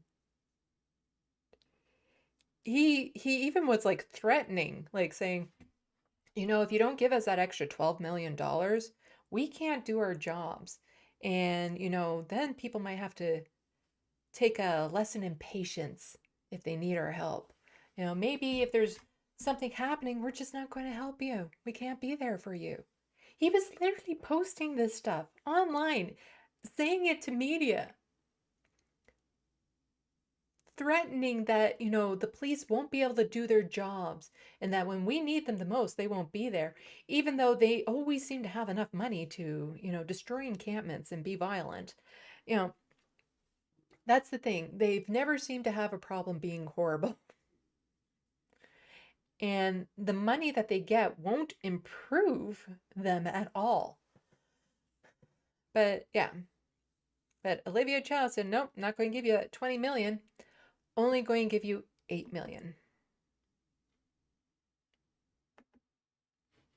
Chow says she'll support motion to boost Toronto police funding to level TPS board requested. She caved. Mayor Olivia Chow says she will support a motion to grant Toronto Police the full funding increase they were seeking for this year after a budget she initially put forward trimmed the increase by $12.1 million. The Toronto Police Board had sought $20 million, but she only said $8 million. The move spurred a strong public campaign from Toronto Police and the Police Union, the Toronto Police Association, to reverse the move, with both warning that service levels would be affected. In the statement issued Tuesday afternoon, day before the budget, blah, blah, blah, Chow said that she had many promising conversations with other levels of government about the cost of policing in Toronto over the past few years. These conversations are ongoing and have been very promising, Chow said in her statement. This has allowed me to support a motion to provide additional allocation to the Toronto Police Service budget that will match the request of the Toronto Police Services Board.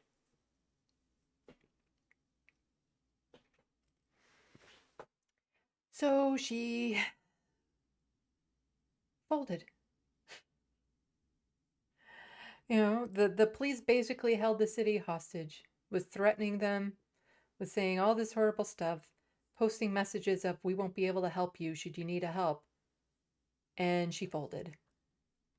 When she ran on, I wouldn't say an anti-cop campaign, but a less cop campaign, when she was running for mayor of Toronto.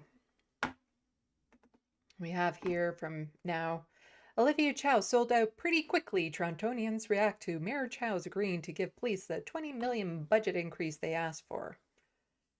Torontonians are reacting to Mayor Olivia Chow caving and agreeing to the proposed budget of Toronto Police Service originally asked. The mayor said to approve the motion, blah, blah, blah.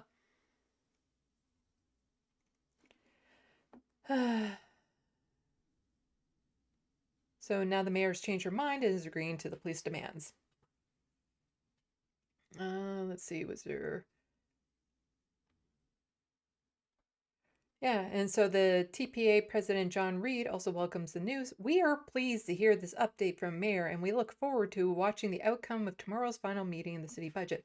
So allowing the police to get away with this, what's stopping them from demanding more next time? Or, you know, if they have other demands for other things, is she just going to capitulate to them too? If the police say, oh, we need a bunch of tanks and stuff like that, because if we don't have them, then we might not be able to do our jobs and help you out when you need us. Will she then capitulate to that as well?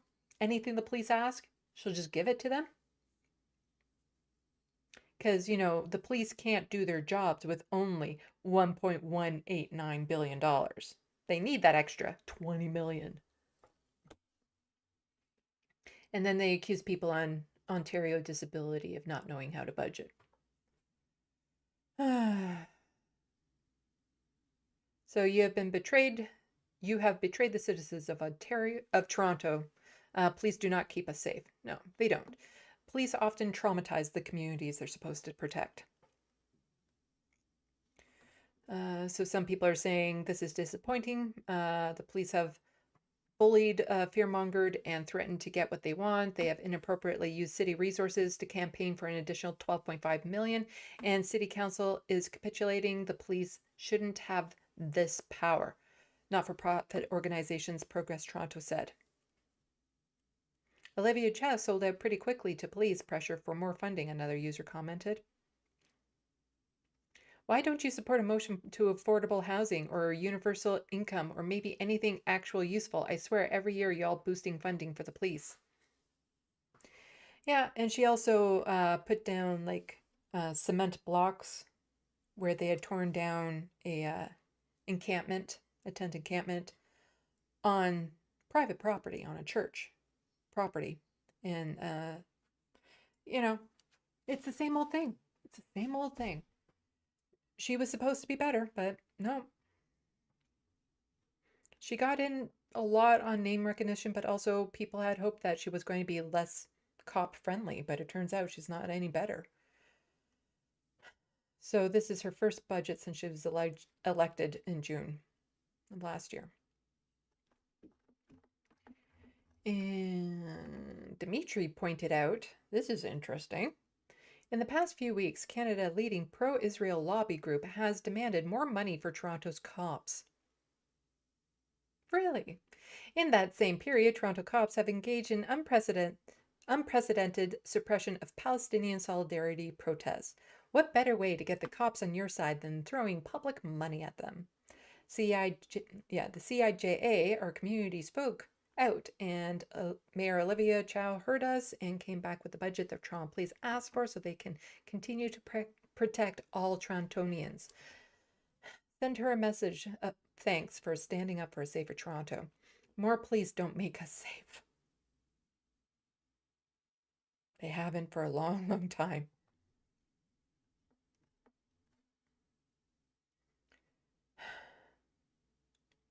And just a reminder of who these police officers are. Yeah. Again, this one is Vancouver, but they're not that different in Vancouver than they are in Toronto. Because it was in Toronto where the Thin Blue Line solidarity badges, the United States and Canada solidarity badges, were spotted during an encampment being destroyed. These are the type of people.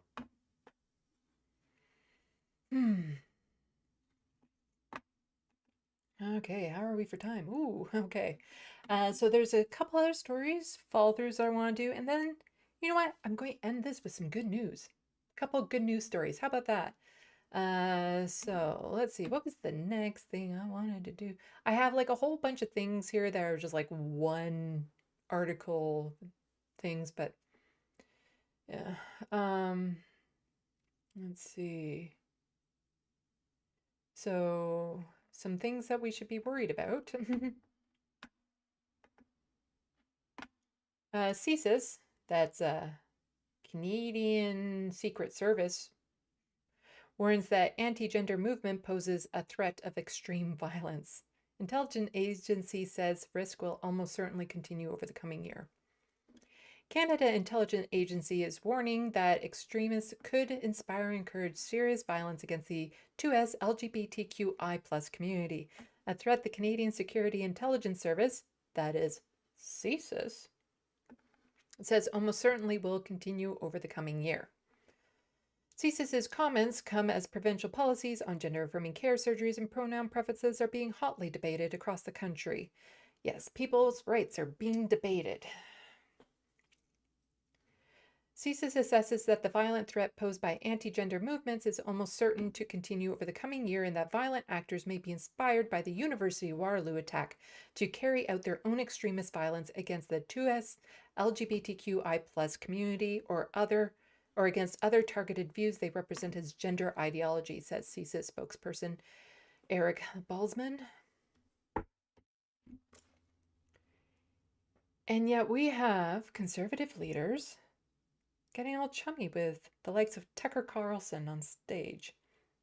Danielle Smith getting up on stage with Tucker Carlson, who is responsible for a lot of this ideology, this hatred, this stochastic terrorism that they keep on stirring up. So we have leaders that lie to us and leaders that, you know, get cozy with right-wing extremists.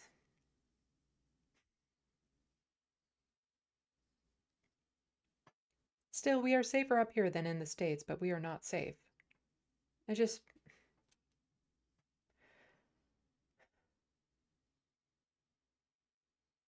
There has to be more. There has to be more that we can do.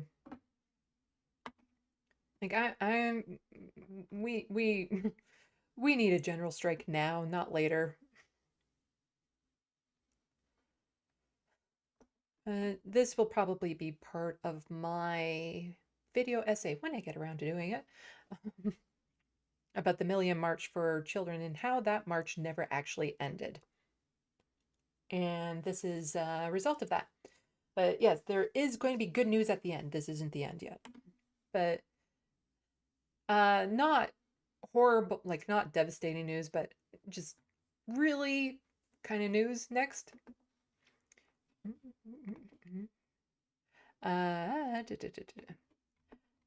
Car theft is on the rise in Canada. Here are 2022's top 10 stolen vehicles. There's been a lot I've seen like on Twitter and through politicians. So this is 2022. It went up. It's gotten worse over 2023, I believe. I haven't been able to find the article, but I've seen all over Twitter. You know, car thefts are on the rise in Ontario, and that more needs to be done because car thefts, horrible. All cars are being stolen. There's like, my parking lot is half filled right now because of all the cars being stolen. Just all over the place, cars being stolen. And to help with that, you know what Doug Ford did? You know, he did that thing before where you no longer have to pay to renew your license, so we don't have to put the sticker on the license plate anymore. But you know, you still had to register.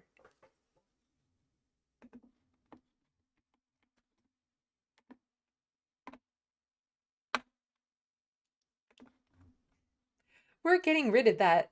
Ontario limiting manual license plate renewals.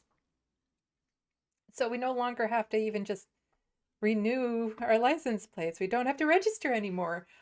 What could go wrong with that?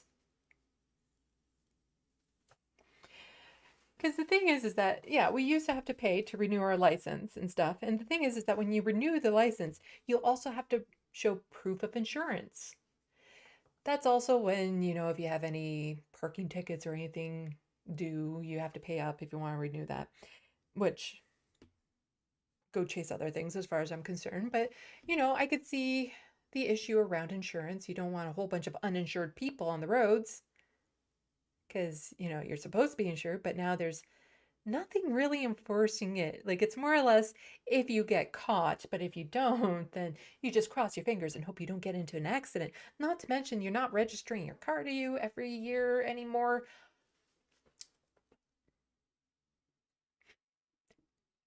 Yeah, I can see how this will stop car checkings. This is going to help solve the problem right here.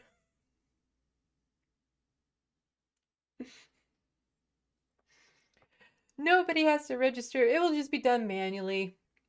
You know, it's not yet clear if the automated system will come at any extra cost to the province. Oh, it will. It will. So how it will work, the new system of automatic license plate renewal will only apply to drivers whose records are in good standing, a spokesperson said for the Ministry of Transportation. That means drivers with insurance issues, unpaid tolls, or municipal fines will not see their plates automatically renewed. Under the current system, part of renewing your license plates includes settling outstanding issues associated with the vehicle. Yeah, so they just won't get renewed. Like all those people who are not in good standing, they just won't get renewed. It's just, that's all.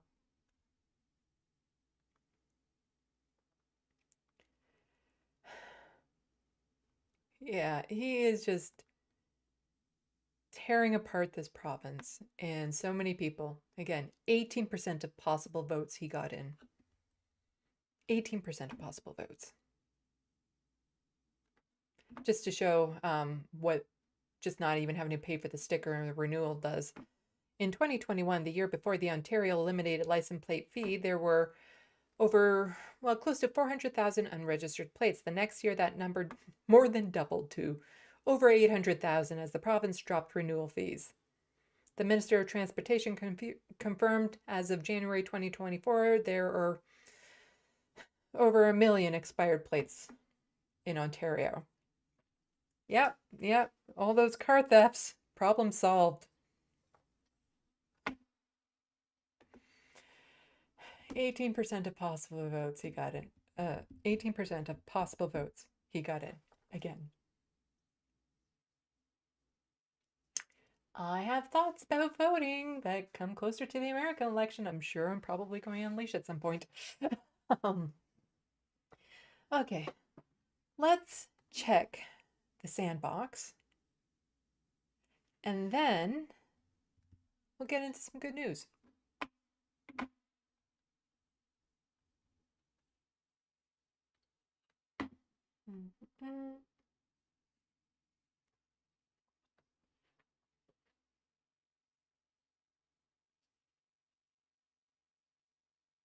Bad Lefty, there is no bad situation that can't be made worse by the arrival of the boys in blue. Yes, there's a story recently of somebody in a mental health crisis. The police went, person's died. Police shot him. I was talking about that with Bam, how, Canada is second when it comes to police killings out of the OECD countries or something like that. The United States is the worst by far, but Canada is second. And when you compare us, like if you take the United States out of the equation and you just look at the rest of the countries, we're really bad. And it's usually Black, Brown, and Indigenous peoples, and it's usually people in mental health crises.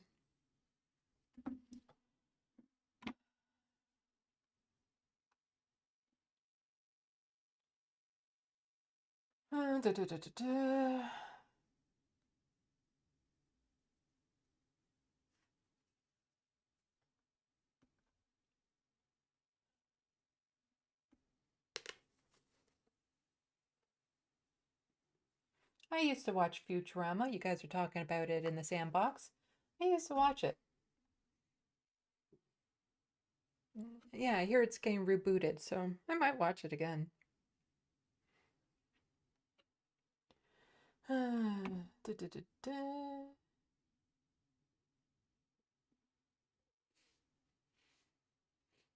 Soul Life. If you comment Cucker Tarlson on a Jimmy Dore, you see, you can't reverse the first ones and then not reverse the second ones.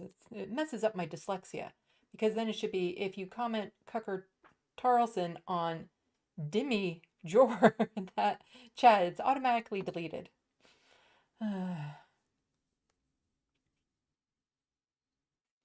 No, this wasn't part of the good news. I have good news coming up. Okay, let's get to some good news. Said it before and I'll say it again. I think our courts do a decent job here.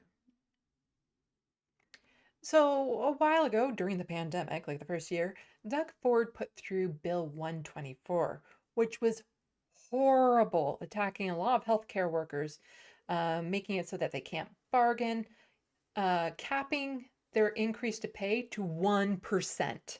1%. Just absolutely horrible, which is unconstitutional. So it was challenged in court. So, breaking, the Ford government is backing down. Well, let's start here. So, from the court. God, stop doing that with global news. There we go. So, from the court. Bill 124 ruled unconstitutional by Ontario's top court. It will be repealed. We won. We finally won. The Ford government has lost an appeal over its controversial wage restraint legislation, Bill 124, in a ruling released by Ontario's top court on Monday. The law, which capped public sector wages at 1% per year for 3 years, was introduced by the Progressive Conservative government in 2019 in a bid to limit public sector spending, so that they can then use that money to move Service Ontario into staples. The law impacted over 2,500 public sector collective bargaining units in Ontario and triggered a court challenge by a collection of unions and labour's groups. So Monday, the Court of Appeal agreed with the lower court ruling and upheld the decision that ultimately scrapped the legislation. The Ford government has said it will not take that ruling to the Supreme Court of Canada and will repeal the law instead.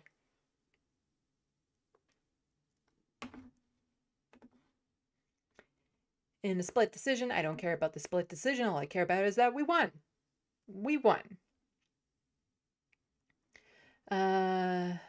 So the circumstances of this case are indistinguishable from other cases where wage restraint legislation was deemed constitutional, because here there was no meaningful bargaining or consultation before the act was passed, Monday's ruling found.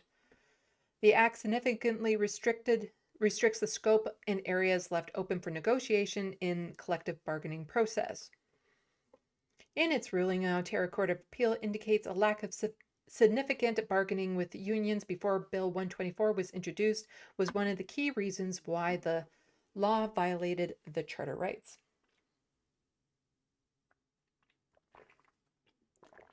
Yeah, the notwithstanding clause, which I've mentioned before, is where the province can just say, yeah, we see that we're violating your charter rights, but we're going to do so anyway and overrule the courts, has happened before for labor unions that were on strikes and protesting and stuff like that. So, oh, that just gave me a scary thought. That he's just going to pull the notwithstanding clause on this instead of, like, he's saying that he's not going to repeat. He's saying that he will repeal the law, but it wouldn't surprise me if he then says, okay, notwithstanding clause.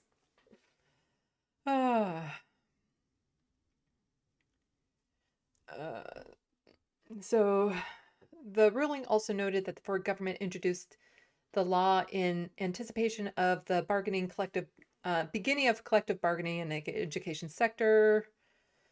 Its timing makes clear that it was not introduced after a period of meaningful bargaining and negotiation, which could have something.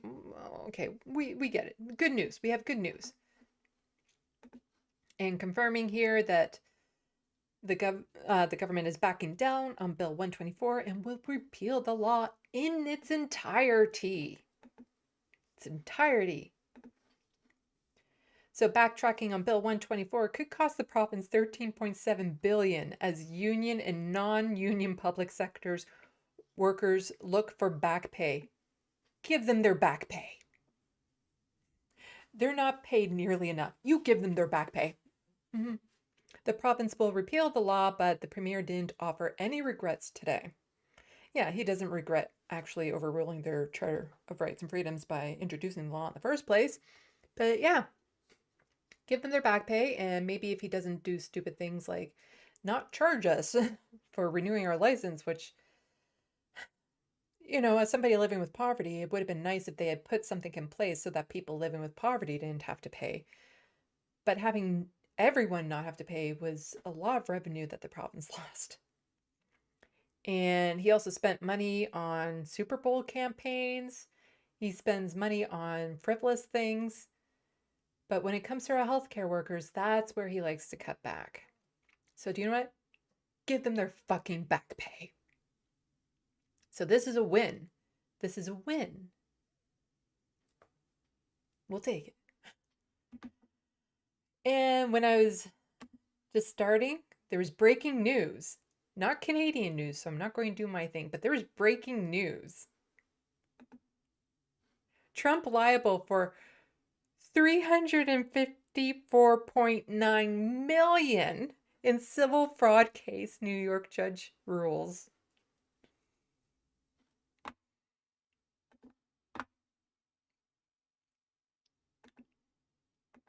Yay!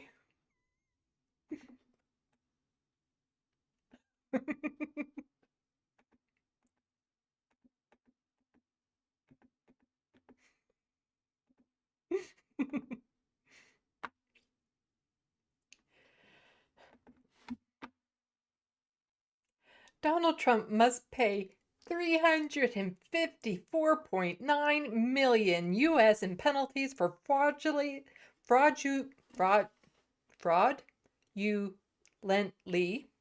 overstating his net worth to dupe lenders, a New York judge ruled on Friday, handing the former U.S. president another legal setback in a civil case that imperils his real estate empire. So remember, recently he just was ruled that he had to pay $88 million to the woman he sexually assaulted and then defamed. But, you know, for a billionaire, this is nothing. He has billions of dollars. He can afford this. Justice Arthur Engoron also banned Trump from serving as an officer or director of any New York corporation for 3 years. Oh, could the United States please be labeled a corporation? Uh, that is so telling though. My God, he's running for president, so he might have the ability to run and be leader of the country, but he can't serve as an officer or director of any New York corporation for 3 years. So he can't do that, but he can run for president. How disgusting is that? So the justice canceled his prior ruling from September ordering the dissolution of companies that controls pillars of Trump's real estate empire, saying on Friday that this was no longer necessary because he is appointing an independent monitor and compliance director to oversee Trump's businesses.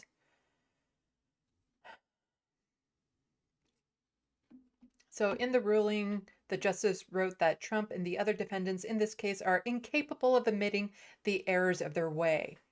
Totally qualified to be president, though. Their complete lack of contrition and remorse borders on pathological, the justice wrote. Instead, they adopt a see no evil, hear no evil, speak no evil posture that evidence belies. The lawsuit brought by Attorney General, blah, blah, blah. So, Trump and his family business overstated his net worth as much as $3.6 billion US a year over a decade to fool bankers into giving him better loan terms. Trump's lawyer said in a statement that the ruling was manifest injustice and the accumulation of a multi-year political fueled witch hunt against him. This is not just about Donald Trump. If this decision stands, it will serve as a signal to every single American that New York is no longer open for business. Ontario, open for business, as Doug Ford likes to say. Adding that she plans to appeal. Yeah, if you can't lie and cheat and steal, then New York, you can't do business there.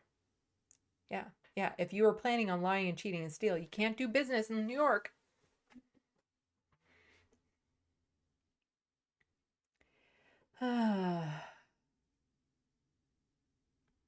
So Trump facing multiple court cases. Friday's ruling comes as a contentious 3-month trial in Manhattan during the let's see, what are we getting into?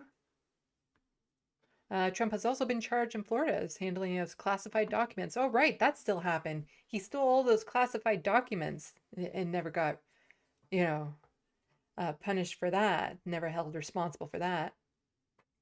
Trump lashed out at the judge. Ooh, there's that lashed out word again, huh? Only in this case, he actually did lash out. Sarah Jama did not lash out at Justin Trudeau by calling him bonkers for, insinuating that the protest was targeting Mount Sinai Hospital. But Trump actually did lash out at the judge. I'll take it. Good news. Finally, some good news.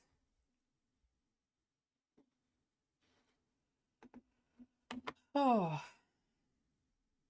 let's check the Sandbox. Yeah, I was wearing this shirt today. Oh, I like it. I like the sleeves on it too. But it has a lot of pattern, and I'm not too sure if overly patterned shirts are good for podcasting. Usually you see a plain color for the most part, I think. Let's see.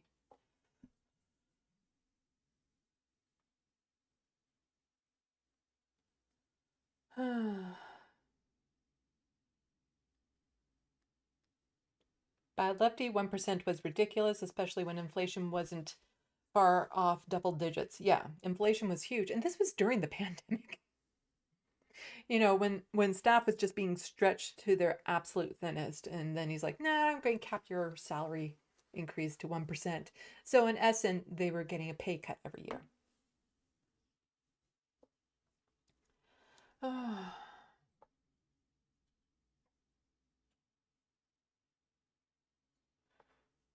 Looney Tunes 9000. Fuck yeah. Yeah. Brenda Knoll. Yay. Yeah. My dogs are goth. Great news indeed. Yes. Yes, I hope all of them get their back pay, which they deserve. They so deserve it. They deserve that and a lot more. Gunstroke the Cybertonian. One more victory for us. We still need to pave way of our votes to make it clear with the blue wave. Tell me you're American without telling me you're American. In Canada, you do not want a blue wave. You see, I'm dyslexic, and this screws me up all the time, especially when I'm, covering American politics and doing Rebel HQ and stuff like that.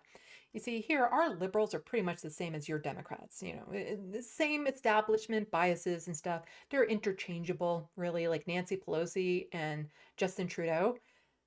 To me, I get the exact same vibe from them. They're the same. And then we have like the NDP, which is kind of like the squad, I guess. We have some good ones and bad ones within there. And then our conservatives are just like your Republicans, totally right wing. But here's the catch, which can throw me off. In Canada, the liberals are red, the conservatives are blue. But in the States, the Democrats are blue and the Republicans are red.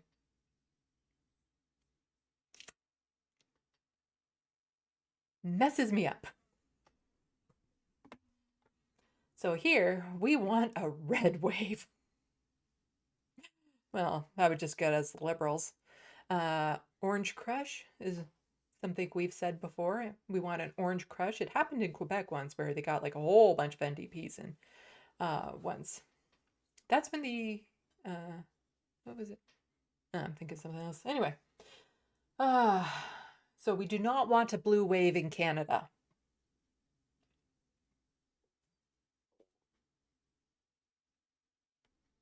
My dogs are goth. The dude is broke. That's why he needs back into the White House. Yeah. All the money he's raising right now is just to go to his legal fees and stuff. Like, it is just... I'm doubtful he was a billionaire. Like, maybe in some assets and property owning, but, like, the idea that he had, liquid... Is it liquid? I don't know. Easily accessible 1 billion. But yeah, and just the fact that he loses and I know how much that will hurt him just makes me feel good. Makes me feel good knowing that some good is happening in the world. Looney Tunes 9000. Trump chances of going to jail are going up at this point. Yes, I would say so. If courts are actually ruling in the way of law as opposed to the way of politics, then yeah, he's going to jail.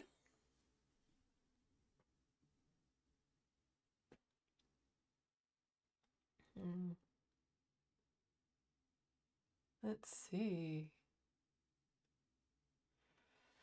Oh. Bad Lefty, fair enough. I'll admit that news was pretty good. Thank you, Sandy. Yeah. It's nice when I have days where I can actually end with good news.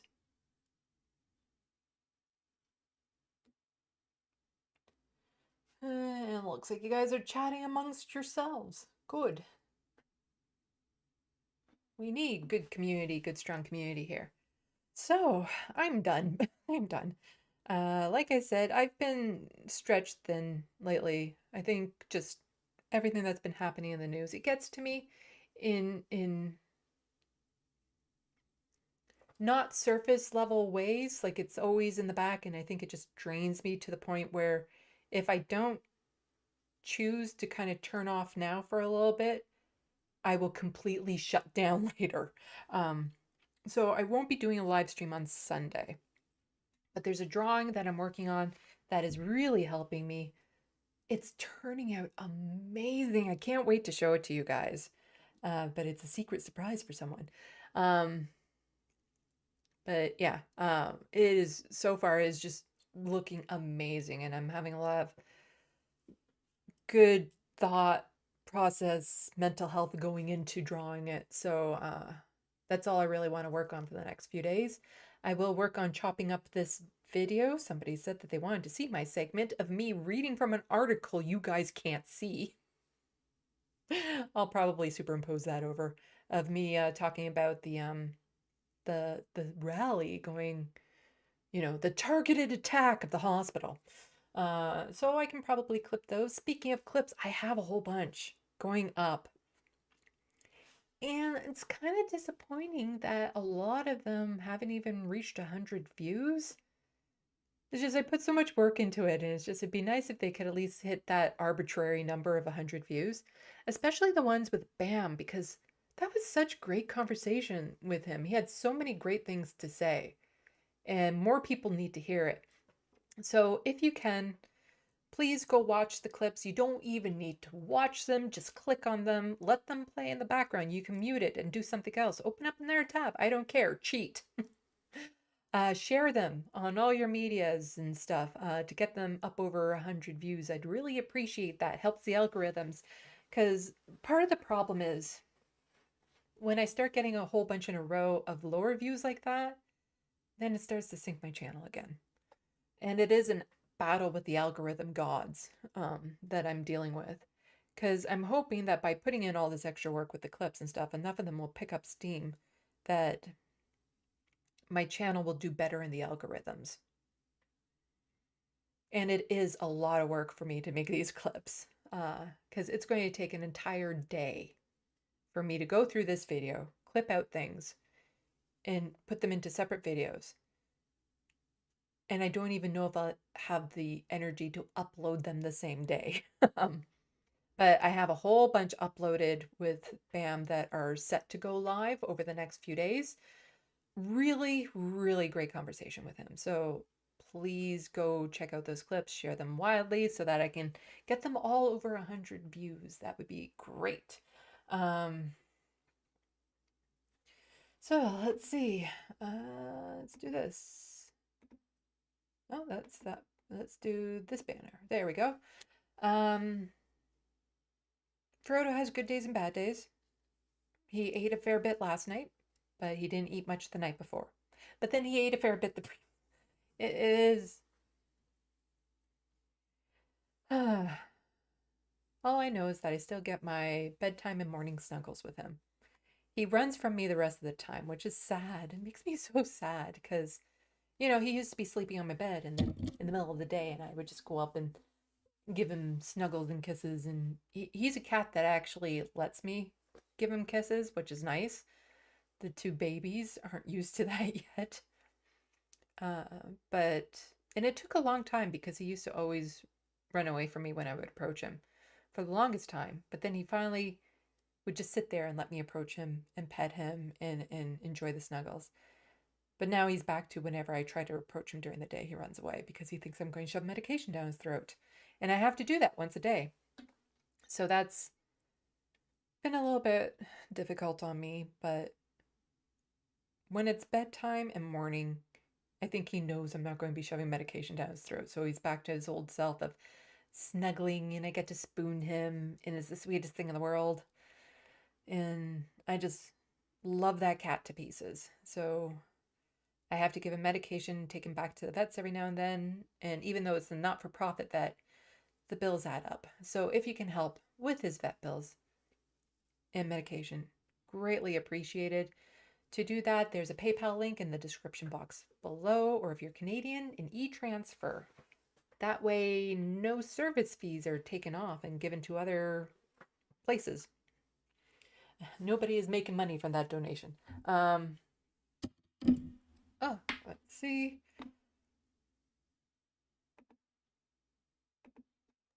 I haven't got around to sending the thumbnails of the artwork to the person who's helping me with my webpage yet. I'll get around to that. So the new pictures that I drew recently of my cat, Michael Brooks, and the person who won the draw, those will be going up soon on my webpage. I have the shorts of those videos available on my YouTube page for people to go see. Again, I'm so excited about the drawing that I'm doing right now. And it's nice because it already looks like the person. Like, that's the strain of when I started drawing, will it look like the person? And until I get that feeling like, oh, hello, like I can say hello to the person, I'm nervous that it won't happen. but it's already happened. So at this point, everything I add is just going to make it more amazing. And it's a very high detailed, intensive drawing, so it's taken me a long time. It's not a standard portrait, so it's taken me a long time because of all the extra details and stuff that I'm adding in. But so far, it's really good. I can't wait to show you guys.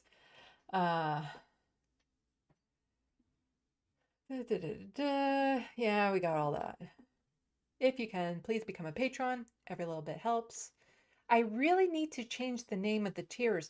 If you guys in the comment section below can let me know what the different tiers for the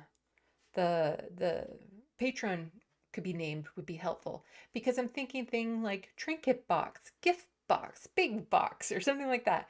But then I have to have something kind of snappy to go with, like trinket box, you know, because right now I have like a coffee and it's a wrap and a dinner out, and these were all done when COVID had started, and like a dinner out is like so that when the pandemic is over, I can actually afford to go out and have a meal somewhere. So I think it's time to update the names of the tiers and just their descriptions. So if you guys have thoughts on what the 3 tiers should be called, let me know. Something box related would be nice. And yeah, if you can, please become a patron. Don't worry about it if you can't. And if you are a patron and you can no longer afford it, you don't have to justify it to me. I understand. You know, there's absolutely no need to feel bad. I don't want people sacrificing anything they need to help me out. You know, I should be a dependent on my government, not on my community. And yeah, I also have an Amazon wish list that you can check out in the description box below. If you just have like enough money and you just want to, you know, brighten my day. But there's also things that can help build the studio, things to help with my art supplies and my cats. So every little bit helps. Every little brightened day helps. Let's see. I still need to get back to some. I occasionally, just very occasionally, get emails, and then I always mean to get back to them, but you know, ADHD. I see the email. Oh, I'm going to get back to that person, and then the cat makes a noise, and I go and check on what the cat's doing and totally forget. But somebody was mentioning that they want to send me stuff. I don't have a PO box, and I don't have the money to have a PO box at this time. So at this time, there's no way. And I also feel weird with people sending me stuff. I don't know why. I do it to other people, but when it comes to me, really weird. I've always been more of a giver than a receiver. Yeah, it's the same, like I'm fine giving compliments to people, but I have a harder time receiving them. And it's the same with people wanting to send me stuff. I have a hard time accepting it, but right now there's no way for me to accept it because I don't have a PO box. And until all of my bills get paid off and everything, and until I get to a point where I'm having an income that is actually supplementing mine to a point where I can feel a little bit comfortable, I can't invest in one.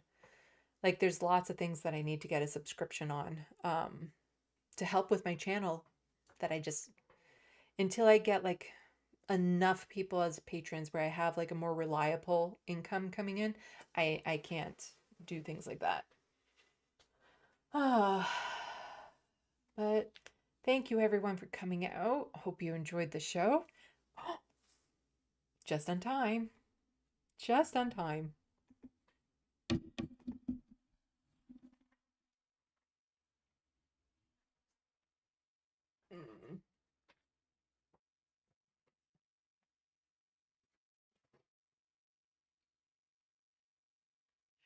I turn you more, and then it's like you move your head even more. There we go.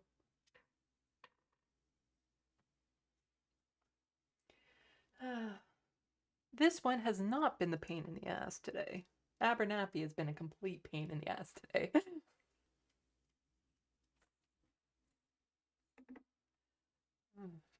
Go.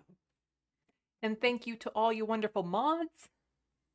You help keep this the sandbox not a kitty litter box. So cute. He's so cute. This one just loves to snuggle and be a lap kitty. He's great.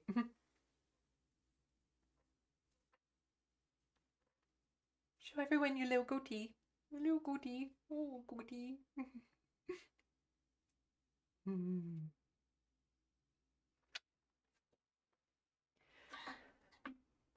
So, again, no show Sunday.